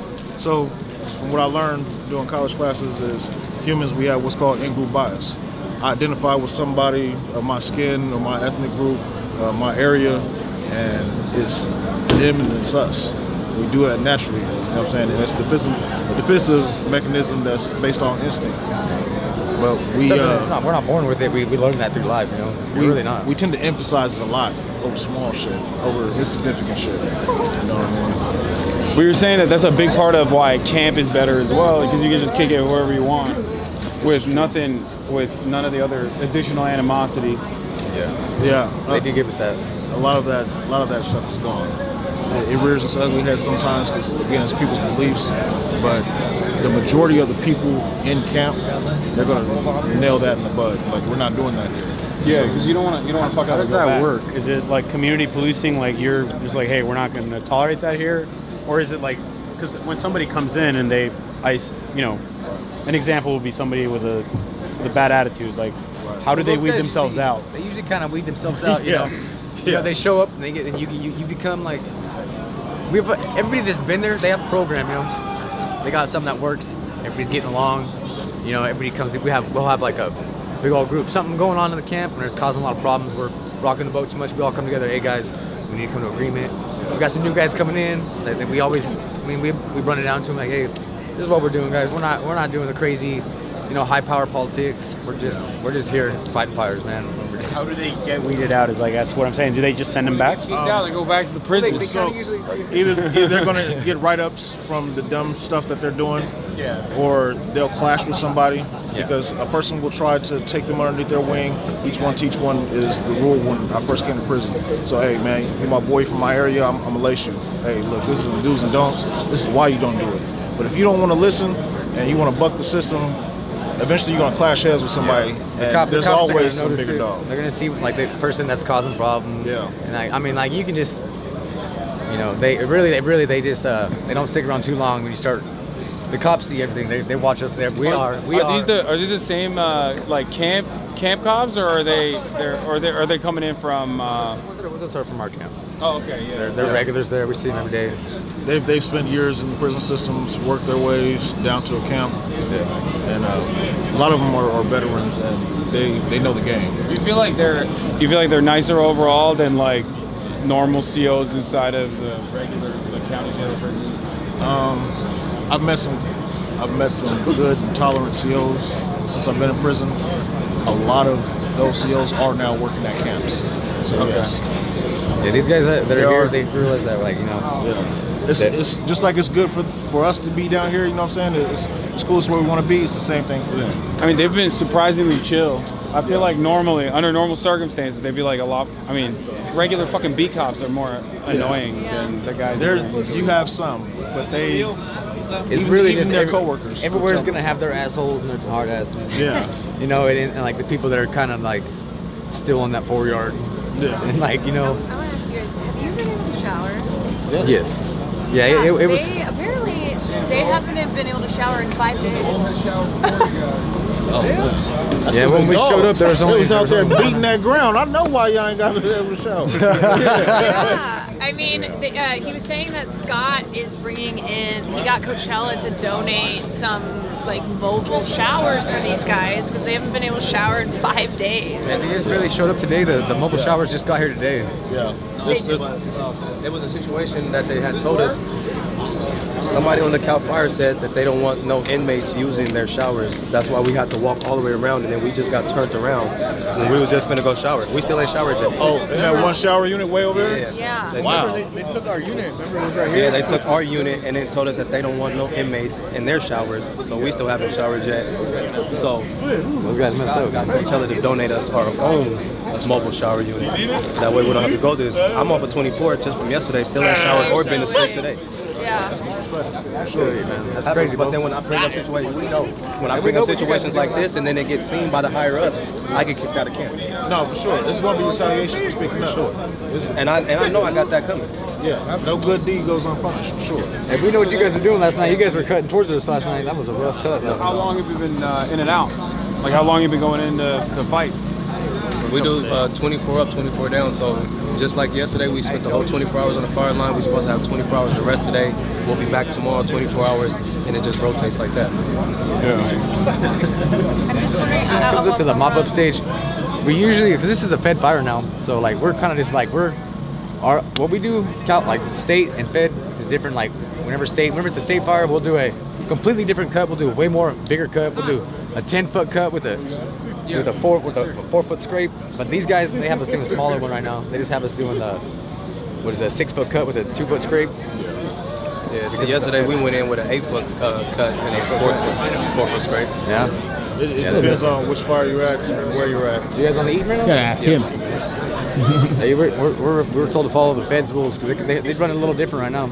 We were on the spot where the dozer line, where the fire blew over. That's where we were. You guys were coming towards us. We were going up. Where Finner Canyon was meeting you guys. That was rough last night, bro. They had us trenching the whole way up, the whole way, and I'm second Pulaski. Yeah. I'm swinging my arms all day. Oh man. I'm on the saw, bro, and I've never cut that much in my life, bro. Oh my god. So what they doing about your showers? It's already here or what? Luckily we got Lieutenant Hill, and he's trying to push the line for us. I respect it. I would love to help if we can, and I don't want you to get you in trouble at all. So however we can help. I'm sorry, you deserve a shower. Hey, for sure. I appreciate it. And what's going to happen is going to happen no matter what. That's going to happen. It's kind of how the dice rolls around here, you know. Like, if you want to know what happens, come back and check on them in about 3 months. You don't need it anymore? We know it's free. No, I mean, you gave it to me. Well, yeah, it's fine. Huh? Okay, 1 second. Yeah, you guys play at camp, right? You got a PS4? Well, our camp doesn't have it. Oh, your camp doesn't have it? We're trying to get it going over there so we can have some activities for us. We're trying to get it activated. What is it? What, you got weights though, right? Oh, we got weights for sure. So you got weights, you don't got a PS4, but you got a TV? Yeah, we got TV. Do you guys get internet access or no? No internet access. They don't want us to have that. Why not? I don't know. Well, we're still incarcerated people, so we can't. We're limited. You're still a person? It's a human right, I think. I think you should be able to get internet access. For sure. What are you going to do with internet access? Crimes? Okay, maybe, but. I mean, inside the prisons they have tablets, but at the camps here we don't have tablets. Oh, really? So, yeah, sometimes I'll see like dudes sneaking a phone and they'll go live on TikTok. Yeah? Yeah, but only for a limited time. Hey, follow my. Yeah, you got TikTok? Dude, shout it out. By the time you get out, it'll be popping. Yeah. But I don't know. So, one question for you. What's up? So, what made you come here? Like, so what made you come here and So interviews? I talk about rehabilitation a lot. Like I cover primarily labor-related issues, politics in general, and one of the things I talk about quite a bit is how dog shit the American prison system is. For sure. And how prisoners demand more rights. So one of the things that we have been talking about with the wildfires is you guys, incarcerated wildfighters. There's actually a lot of people, there's a lot of news coverage around what you guys do, as a matter of fact. And I hit up Scott, and we were supposed to link up for something totally different, but one of my friends told me that he does this program, and I thought it would be an amazing opportunity to come talk to you guys and to, show people outside that you're just normal dudes, What do you think now? What do you think now about us since you haven't met us? Like? Y'all suck. No. I mean, nothing really changed from my perspective. Like, I don't know. It's just, yeah, you guys are just regular dudes, But I think the way that a lot of people approach it, they think like, oh, someone has done a crime, they're evil, they're automatically bad, they're scary. And I want to break that stigma a little bit, and show people that that's not the case. And I feel like if they recognize your humanity a little bit, then they'll be more open-minded to initiatives that, initiatives that are helpful with reintegration, initiatives that are helpful with like hiring, former inmates. For sure. Trying my best. Sure, and we appreciate you for that. We gotta get you to our camp, Growlersburg. I'm down. Yeah, MTV Cribs. We're coming soon. No, I would love to do that for sure. Coming soon. I'll talk to Scott. If we can make something like that happen, that would be great. Oh yes. Yeah. Let's do it. Come check out my bunk. We'll make you a little spread. You eat real quick. Yeah. We'll go on Twitch. No, there's like Twitch Cribs. There we go. There's actually a thing there's a thing on TikTok with like prison food, where they show like different things that people make in prison. So we could do something like that, like a little cooking segment. You gotta make it though. You gotta make it. I'll make it. Yeah. We'll tell you how to do it. You do it. The only thing I know how to make is chicken. That's all I know how to make. So I don't know. We're gonna do something with that. Yeah. We're gonna do something. What do you guys make? What do you guys cook? You cook your own food? We make everything. Rice bowls, burritos, nachos, sushi, tamales. Okay. We cook everything out of what we got though. Yeah. Soups. So how does that work in how's that work in camp? Like, it's not, because in prison it's like you got a chef, or not a chef, but like you got someone working the kitchen, and it's just like, not a chef for sure. Yeah. You got someone. Yeah, You got someone over there. Yeah, I don't know what he do. just sitting there just whipping stuff up. But like in camp, do you make your own food? Like, is that so it's kind of the same thing. We have someone that cooks for us, but we can also buy our own food from commissary. Yeah. So we buy our own food and we make it. What do they have in commissary? Hot Cheetos, sausages. How much is the hot Cheetos in the commissary? Like $2.65. Oh, okay, so it's like normal price. It's not, because I know phone calls are like, I don't know how it is in California. It's free now. Yeah, it used to be a big ass fucking problem. It used to be a lot. That shit was awful. So the phone calls are free now. So everyone that left, come back. I could call you now. Wait, tell them what it used to be like. So it used to be a lot, like 33 cents a minute. 33 cents a minute. 33 cents a minute. $1 a day. Like a 15-minute phone call. We used to spend like $100 a week. Yeah. So that's why we're all single now. Am I right? Oh no, just me. Wait, okay, so how does that, like, why is that important? Why is it important that you have access to the outside world like that? Well, just because we're not trying to get institutionalized. Like, we're not trying to get stuck in here because we're still people, like you said. Yeah. We're still people, and we're still trying to strive, and we're still trying to grow and get out of what we're in. Don't get me wrong. Like, what we're in, it's a great environment with the people that we surround ourselves with. These men right here, I'm with them every day, and they're helping me grow every single day. They're helping challenge me. Whenever I come home, I'm able to talk to my family. Not only does it motivate me, but it keeps me updated with the streets. Hey, this is going on, crypto. Hey, you need to get your bank account up. You need to, like, all these information they're giving me that he can't give me because he didn't experience that. Or he didn't experience crypto, that. don't do crypto, bro. You're gonna lose all your money. We'll see. Oh my God, bro. Don't do it. I promise. Don't do it. It's not a good idea. All right, you guys put me up on game on that then. Okay, yeah, don't do that. Gotta get into the sports bet. Oh my God. No. No, So what don't would you suggest to get into? No, don't gamble, bro. Don't gamble. What I suggest you Unless get you're going for into the 49ers, then gamble.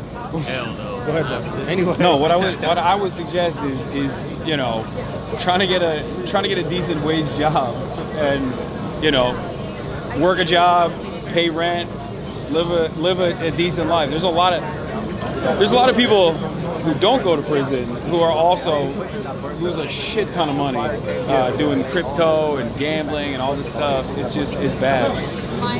It's not good. We see, so without connection to the world, I wouldn't know this. So now I'm just thinking I'm going right into crypto. But look, we need more connection with the world now. No, you need less connection with the world. You're trying to make crypto puts. You're trying to make calls. How's the crypto doing? Hey, so what's going on over there? Like, what you mean Allah? What?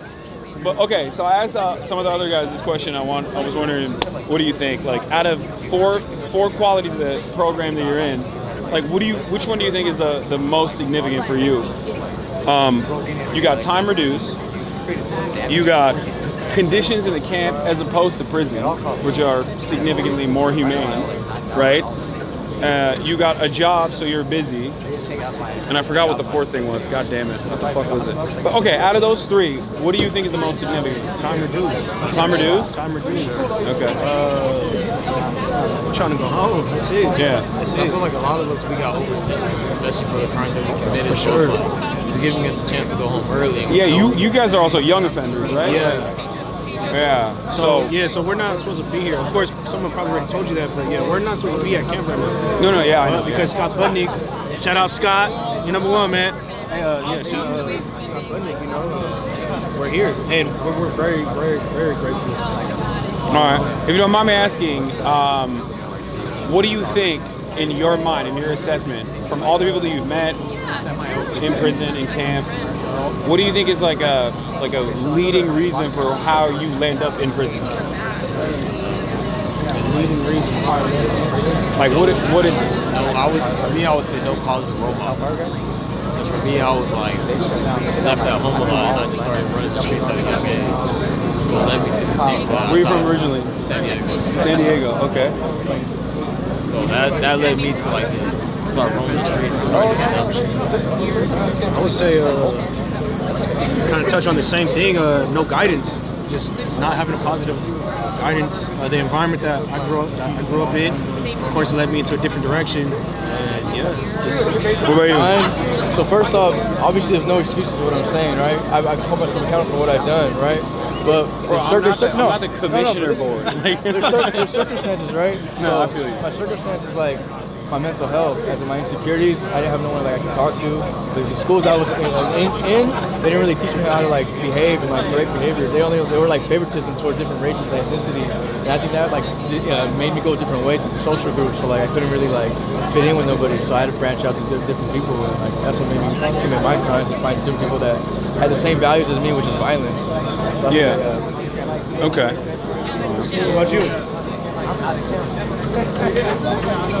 What about you? What got you locked up? I got put in a bad situation, a messed up situation. But I mean, that was part of it. But just, I would say, the way I was living really is what led me here. You know, like trying to find love in the streets, love that wasn't at home. And once I fell back into my bad habits again, carrying guns again, and to do dumb things. But when I had that gun that night, then probably stopping out. How much time we got? Right now, my out date's August 2026. Okay. And I'm trying to get my GED to get some more time off. I'm hoping to get home by like December this year. Okay. What would you say is, how do you like camp as opposed to prison? Camp compared to prison? Yeah. I love camp. I'll take camp over prison any day. Yeah. Tell me about your first hike. So my first, I got to camp on a Monday. My second day, we went out to work, like cutting trees and stuff. And then Wednesday, the next day after that, we did this hike called Rocket Ship. They say it's like one of the worst hikes. And bro, you just. Why do they call it rocket ship? I don't know. It's straight up, straight down. But you start off and you go straight down with all this gear and everything. By the time I got to the bottom, like I couldn't even walk. My legs were buckling in every step. And I was like, there's no way I'm gonna make it back up. It took me like 2 hours, 45 minutes to get back up. It took me hella long to get back up. But that same day, we got back to camp. I took a shower, and then we came out to Ventura to a fire, and we were out for a week. I couldn't even walk. Are you guys exhausted? Yeah. Are you all going back out in the morning? Yeah. That's the rapper Peso? Is that what it is? Yeah. I'm gonna check his music out after this. Oh, you're gonna actually listen to music? I'm not gonna listen. I don't listen to no music. He doesn't listen to music. No. Nah, just podcasts. Just podcasts? I only listen to the news. I'm boring as fuck. So you don't have a favorite Working rapper? out, Not really. he'll listen No, to I guess- podcasts I don't know, about maybe politics. Working out. I know. Vince It's Staples? insane. Who's your favorite rapper? Defense myself. Okay. Okay. I've been working 24 hours, I ain't been asleep. I might say some shit that don't make sense.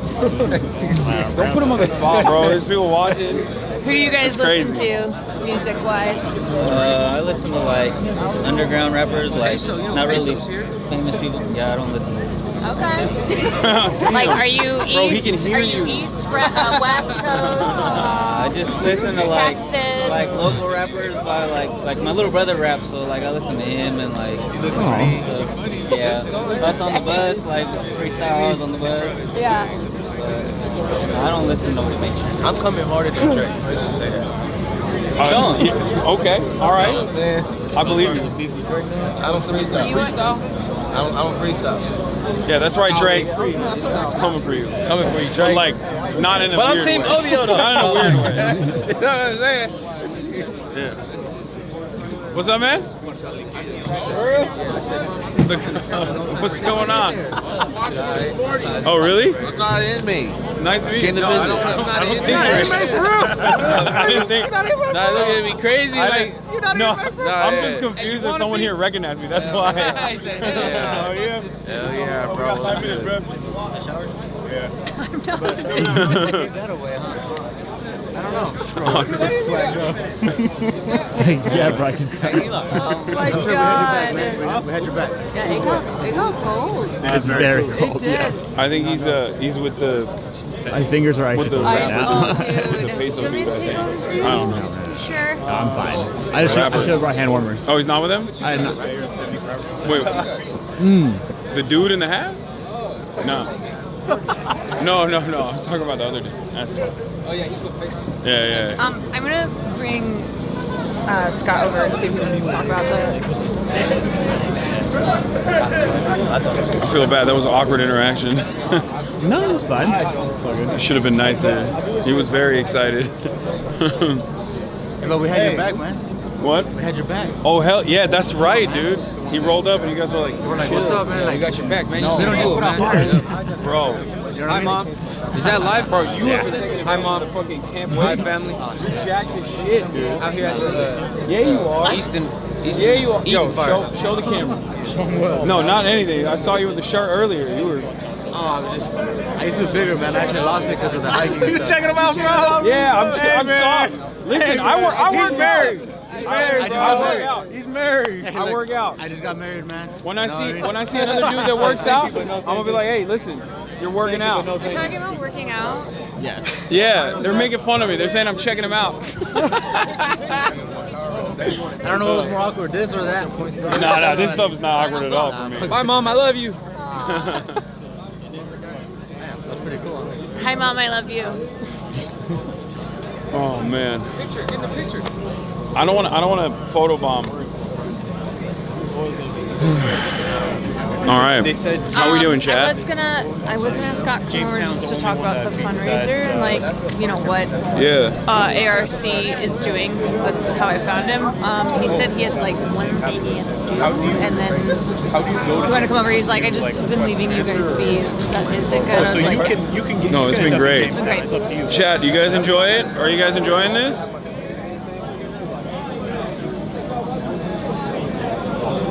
It's fucking dope, right? I told you it was gonna get cold. Yeah, no, I'm glad I wore the jacket. Yeah. It's cold as hell. It is. It is. Yeah, it's crazy that they don't get more gear than like. Dude, I also like that showers thing. I'm not trying to be like, who can I talk to? But Woke police. Who can I Calling talk the to? manager. This I'm young man wants to talk to kind you. of. What's up? I heard you be gaming. What's your favorite game? I game right now. I'm playing Marvel Rivals a lot, but it's new. It's a new game. As far as like of all time, Metal Gear Solid. You know what that is? Yeah, I've heard of it. What do you play? You play any games? Super Smash Bros. And Fortnite. Ooh. Okay. Oh, you play Fortnite? Nice. They have a PS4. No, I know. Yeah. Well, at their camp they have a PS4. Smash Redhead Bros? camp they Which don't one? have a PS4. All of them.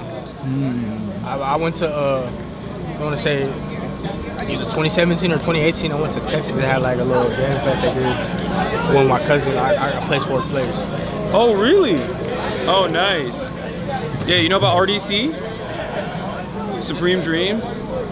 They have a thing called DreamCon. Where they do a convention in Austin. This year it's going to be in Houston though, I think. But anyway, it's very cool. It's like an anime gaming convention. It's going to be this year when? This year's going to be in Houston, I believe. But I don't know when. I think it's in the summer, maybe. Chat, when is DreamCon? Yes, it is. July. Oh, I'm there for sure. What? I'm there for sure. Yeah, you're out in what, 50 days, you said? Yeah. March 9th. Yeah, all right, man. I'll see you there. If you go to DreamCon, we're going to link up. Yep. All right? All right, play me Fortnite too. I'm really good. I suck at Fortnite. You beat my ass. You got a lot more time to play Fortnite than I do. Well, at our camp, we don't have internet, so like we play. Like right now, I'm playing Dream Hunter. I'm playing Monster Hunter Ice World Reborn. Oh, there's a lot of good single player games out there, though. That's a real good game. How does that work? Can people just like buy you guys games or no? I think so. We can get games sent in. I think we can. Okay. As long as they're pre-approved by our lieutenant. Wait, what? Oh, so the lieutenant's like, this is too violent. Like, I mean, we have Mortal Kombat. We have. Oh, okay. Then never mind. Yeah, That's not a problem. No, Okay. All right. That's good to know. So Washington Bridge Camp, right? All right. That's sick. Chat. There you go. You can send in video games to Washington Bridge Camp. How do they do it? Is there like a Department of Corrections website portal, something like that? Gotta ask him. Because I need you. Lieutenant Hanks. This is the Lieutenant Hassan. Nice to meet you. Nice to meet you. I can't say nothing. How do we send these guys video games? There's a lot of people watching right now. How do we send these guys video games? Yeah. Video games are a challenge because I can't give them access to the internet without it being supervised. Yeah, no, I meant like hard copies. You donate them to the camp, so you send it to the address of the camp, and you state that you wish to donate it for camp, and then we'll include it in the systems we have. Hell yeah. Does it have to be like a maturity level restricted? Yes, it has to be maturity level restricted, and it can't have an online component to it. Yeah. Okay. There's a lot of good single player games. They have PS4s, right? Yes. All right. Get to work, chap. It's Washington Ridge Camp. They'll send you guys some hard copies of video games. There it is. All right. Nice to meet you, man. I'll see you in July. All right. We cold? So cold. You little bitch. There's people. Hey, nice to meet you guys. Hi guys. I just want to say what's up to my wife, to my son. I do this for you guys. You know, thank you to the program. You know, got me a lot of time off, chance to earn some money, send it home for the holidays. Chad, you know what's up, man. Get this to my wife, man. Thank you. All right. Are we out of here? Yeah, I think we can. Yeah, let's do a photo. This is our first shower in a whole week. Just let them know we've been out here for a week. Let's go. It's our first shower, It's bro. about time. You guys get a Thank you, guys. It's because of y'all. Y'all about to say it. Back. Scott, How do you feel? How do you feel? That was fantastic. I want That was amazing. I want you to talk about the fundraiser. ARC is doing a fundraiser for these guys after they get out. We're thinking of funds. Yeah, I think there's a lot of things that we need. We can talk to this guy right here too. Like everyone wants to give right now that they're on the fire line. Yeah. There's not so much to give right now, right? They're fairly good right now. It's when they get back to camp, right? There's not a TV that's working in some places, right? Yeah. There's the boots are all fucked up and they need better boots. Like there's just things that are not so sexy, but that they need.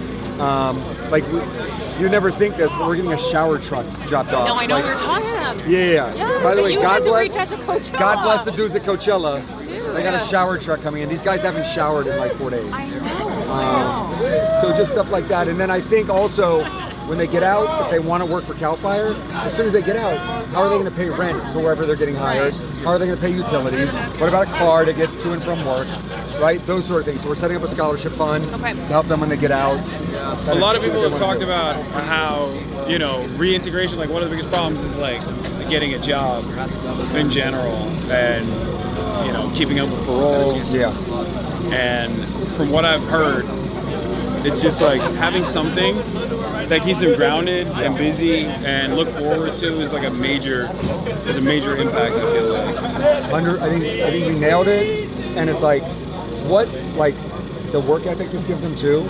Like, these guys are fucking beasts, right? Yeah. Animals. Dude, we were hearing stories about, and they were all swapping stories too. What they are doing out here it's so physically demanding and how hard They're going to run working. circles, whatever job they get out here, if they don't do fire, they're going to run circles around everyone. The work ethic's insane, right? Yeah. So, like, these guys are insanely hireable. And now, because of a bill we worked, ARC did, they can now expunge the record. So they don't have to check the I'm a felon box. They're no longer a felon because they risked their life to save our state, which they did last night and they'll be doing tomorrow night. So while we're sleeping in our bed, they're up all night long on the mountain. Yeah, and they were saying they pretty much just have what is on them. Like there's nothing. That's it. And by the way, those Subway sandwiches and stuff that we just delivered, I'm sure they'll be sneaking those in their packs. So at 3 in the morning after they've been working for 20 hours, they can sneak a bite. Yeah. But dude, how did you get involved? How long have you been involved? I was just like, I was doing Old School. Do you remember that one?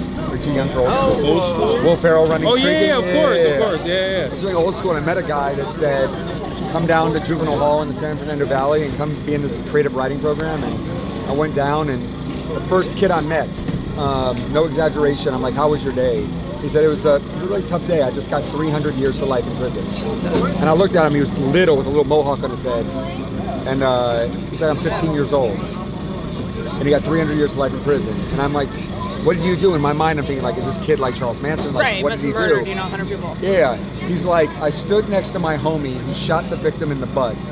The victim was in and out of the hospital in a day, and for standing next to the guy with the gun and never touching the gun, I got 300 years to life. And in my mind, I'm like, okay, maybe there's some punishment for that, right? But I don't think any of us would say 300 years to life is a proportionate 15-year-old. for a 15-year-old, right? Yeah. Like I did a lot of dumb shit when I was in my early 20s. And if that was my kid, A, he'd be out on bail, right? He wouldn't be sitting in that juvenile hall. And B, he'd have the best lawyer in LA. And for not shooting somebody, he would probably get probation. Because he's my kid. He looks like me, has my money, has a good lawyer. Like he's fine. Yeah, resources fine. But David was going to prison for 300 years to life. And so like that got me, I started getting into it, learned how to pass laws in Sacramento, ended up passing a law called Senate Bill 260 that let any kid under the age of 18 who got a life sentence go to the parole board at 15, 20, or 25 years. So David got reduced from 300 to life to 25 to life, got his college degree, mentored people, and then the governor commuted his sentence, and he's home now, and raising That's 2 amazing. twin daughters. Yeah, I mean, it's awesome. But it's like, in our business, like, in what I do, I meet so many people that are just like so selfish, self-centered and narcissistic, and being around people like this, who like all they want to do is give back and they want to kind of redeem themselves from what got them here is, you know, I find it very beautiful. I think like even just asking, you know, you asking that kid, David, how are you? How's your day? You know, Yeah. it's like just starting there and caring, right? Showing that you see this person as a human being. Yeah. And the conversations that I was having with all these guys is they kept being like, I don't mean this the wrong way, but like, why do you guys care? Why are you here? Yeah, They like, keep why saying, are you like, here? why do you Like, care what are you about guys us? doing here? Why do you care about us? Isn't that sad? They don't think people care. Yeah. Yeah, and Until I they think see a night like tonight. I know, and I think right now, you know, with disasters like this, it's a huge moment to raise awareness, right? Because people are like, okay, I want to help. I want to feel collective action. I want to be in solidarity, and it's like, let this moment radicalize you in a good way, right? Don't fall prey to like misinformation, to individualism. Let this, you know. It's like, to me, it's like the misinformation piece of it. Yeah. It's just like people like using this for like political hits and shit like that. When like you guys are showing up and like showing love Yeah. and being here for these guys, and other people just want to use it. But that is radical. Like that for a lot of people, that is, you know, radical empathy. It's like, radical sounds so intense, right? It's like an intense word, but it is truly seeing these people as human beings, right? There's fundamentally no difference between any of the dudes I just met today and myself, with the most important exception. I come from a more affluent background. Yep. And therefore, when I fucked up, I had a support network to rely on. Yep. I had my Me family too. that could set me straight. And I always recognize that the privilege that I have, and I try to explain to other people that, like, you know, other people that are watching, that like these guys are, yeah, maybe some of them did some stuff that you would consider to be ridiculous or crazy or whatever, but it doesn't matter. Like, everyone has the capacity to rehabilitate. Yeah. Everyone has the capacity to become a better, more productive member of And that's society. what these guys are doing, right? Yeah. Like the thing I love the most about this is you go from like the pariah of the community. Yeah. Like, we want to separate you because you're too dangerous and get out of our community. And now all of a sudden you're a first responder, you're a hero. People are baking you brownies and cookies. Yeah. Because you're going up in a mountain and fighting a fire so it doesn't kill our. I think it's but I think, yeah, you're right. The dignity aspect of it is huge, and I feel like that's another thing I want to do if we can do this, because they were talking about like going back to camp. Yeah. If we could potentially film the camp at some point. No, we go. Because as soon as they're back, let's go. Okay, that's a great idea. I want to do that 100%, because I think from what I see, this is like one of the closest aspects to a more rehabilitative approach. Yeah. In like the American carceral structure. 100%. Because like one of the things that everybody talked about, and across age groups from different camps, everyone was like, there's no racialized, like there's no race stuff. Everyone is the same. Nobody rocks the boat, because you get all of these positive incentives of sentence reduction, but more importantly than that, the conditions in the camp are significantly better than prison. Significantly. And by the way, that doesn't mean it's actually like better than your living conditions at home. Yeah, those guys couldn't shower for 5 days. They also don't have internet. They don't have internet access unless it's supervised. But I think that plays a major role in people feeling like human beings, and it helps with reintegration in general. 100%. David, Campos, get Jersey, bring him over here, please. You, both of you. It's an incredible story. Wait till I tell you this story. You'll love this. I think, like, I was on your live stream as you were driving, and I saw all the people commenting about modern day slavery. And I'll say this, it's like, I'm running like a massive campaign right now with Governor Newsom and others, trying to get him to raise the pay, because I agree that the pay, it's been $1 an hour since 1984, right? That's unacceptable. So there was an actual legislative proposal this year to go from $1 an hour to $5 an hour, and it got killed. So this year I want to accomplish that, but like, no one's forced to be here, right? This is voluntary, and it's now. 5 years ago there was no path to a career. You risked your life, you got paid nothing, you got out, and it's like, no, we won't hire you. Now there's a path to a $100,000 a year job. And I tell these guys, like, who cares what you get paid? Volunteer to get out of a prison cell, save people's life, make amends, redeem yourself for the shit you've done. Even if you're volunteering and you get paid nothing. And I'm going to do everything I can to make sure you have a career where you can make $100,000, $150,000, $200,000 so your kids never have to go through what you went through and then go to a great private school and a great college, right? And so, like, I really love it. 5 years ago, maybe it was more like that. Today, not so much. Yeah, go on. I was just going to say, can you give any update on where a bill like that is? You said you're working with I think it's gonna be more like you can go a bill route or you can go a budget route. The budget process starts now in January. The governor released his budget this week. And then they close the budget in June and it becomes a state budget. So between now and June is when he will either force his Department of Finance to do it or not do it. And the governor was here tonight. I'll sing his praises if he does. Yeah. That's right. I'll tell you this, like, he really, in terms of fire stuff, he's done incredible. No governor in the last 30, 40 years has doubled CAL FIRE's budget. $2 billion when he came in, $4 billion now. 7,000 firefighters there, 14,000 now. Like, he's doing it. I want to tell you a quick story. Where's Compost? Get Compost. Compost, stop talking, get over here. Okay, this is a great story. So, this guy right here was my student in Somar Juvenile Hall when he was 14 years old, facing life in prison. Didn't get life in prison, but got 14-year sentence. 14-year sentence.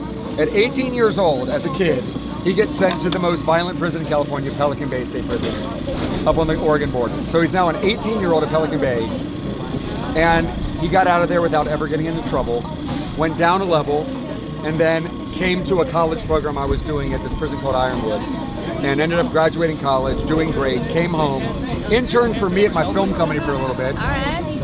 The director, I don't know if you guys know who Destin Cretton is, but he did this movie called Just Mercy that I did with Michael B. Jordan and Jamie Foxx. Destin's like, I need an assistant during post-production. I'm like, interview David. David interviews. He becomes Destin's assistant for the post-production of Just Mercy. Destin then does a DC Comics movie called Marvel. Oh, shit. Okay. Shit. We're talking about both. Okay. Marvel movie called Shang-Chi in Australia. Takes him while he's on parole to be his assistant in Australia on Shang-Chi. Yeah. Gets better. This motherfucker right here is the lead man, so he's a headset dresser, Local 44, and Let's Make a Deal on The Price is Right, which I've watched my entire life. And he hires him in the union, so now we're talking about $150,000 a year, etc., to work for him on Let's Make a Deal on The Price is Right. This motherfucker crushes and works so hard on Let's Make a Deal on The Price is Right. This guy's now hired like 20 guys that have come out of prison and is doing incredibly, right? Hell yeah. Best guys in town, man. Yeah. You know, they want it. They're happy. They're better than getting somebody's kid that wants to get in. You know, they've been taught. You know, and it's one of those things. The drive, and you can't teach that in people. You know, the drive, their work ethic, all that kind of stuff. You don't get that. And these guys have proven. And it's like, whatever their past is their past. We don't give a crap, you know. I just want a happy, smiling face and somebody to hang out with at work and have a good time. And now 20 of them are, and if I could get more, you know, I would have 150 of them because it's, you know, they're great workers, you know. What a cool job to have. Yeah, I feel extremely blessed, honestly. And we're at Price is Right, and Let's Make a Deal. We're all a family. So it doesn't feel like work, you know. I look forward to going there and being with my friends. And yeah, we work, but it's a great time. You know, we all get along really well. It's a great opportunity. My cousin won a car on Price is Right once. There you go. Oh, bro. See? We're always making somebody's life a little different, you know. To see him at 14 years old, locked in a cell facing life, and mentor him when he was 14 years old, to now see him making hundreds of thousands of dollars on the show, then to now see him here giving back and feeding guys that are currently incarcerated, like, talk about full circle. Okay, sorry guys, sorry I interrupted you. And this is the man right here. Thank you. Nice to meet you. I think we're about to head out. Yeah, nice to meet you guys. Thanks for sharing your story. Oh, good.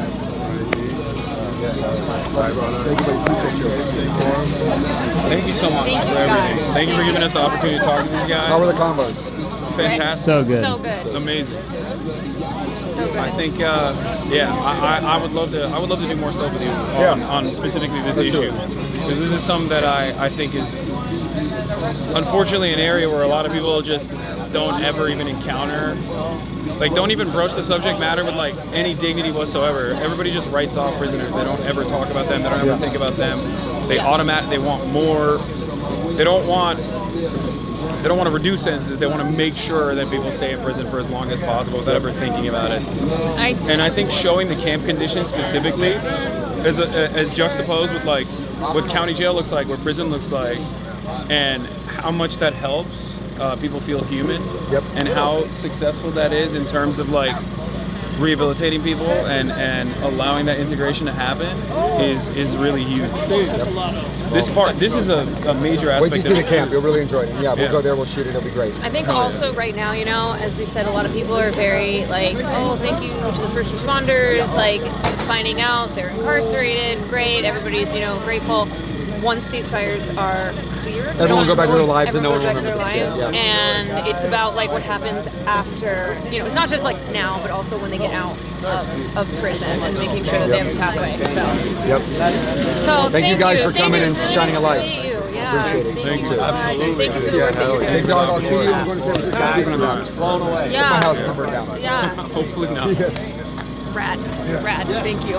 Thank you very much. Thank you very much. Big dog. Good to meet you, bro. Thank you, my See you later, guy. It is cold. It's definitely cold as I'm hell. so All right, weak. let's get out of here. Oh, thank you so much. No, I've seen it. Shall we? Yeah, let's dip. You want to do a little send off or? Oh yeah, let's do it here. All right, everybody. This was a wonderful experience overall. Thank you so much, Caroline. Thank you, Scott Budnick, as always. Thank you, Murat, for showing up as well. You know, this was a wonderful experience, and I'll of course be live tomorrow. And I hope you learned something today. All right, that's all I got.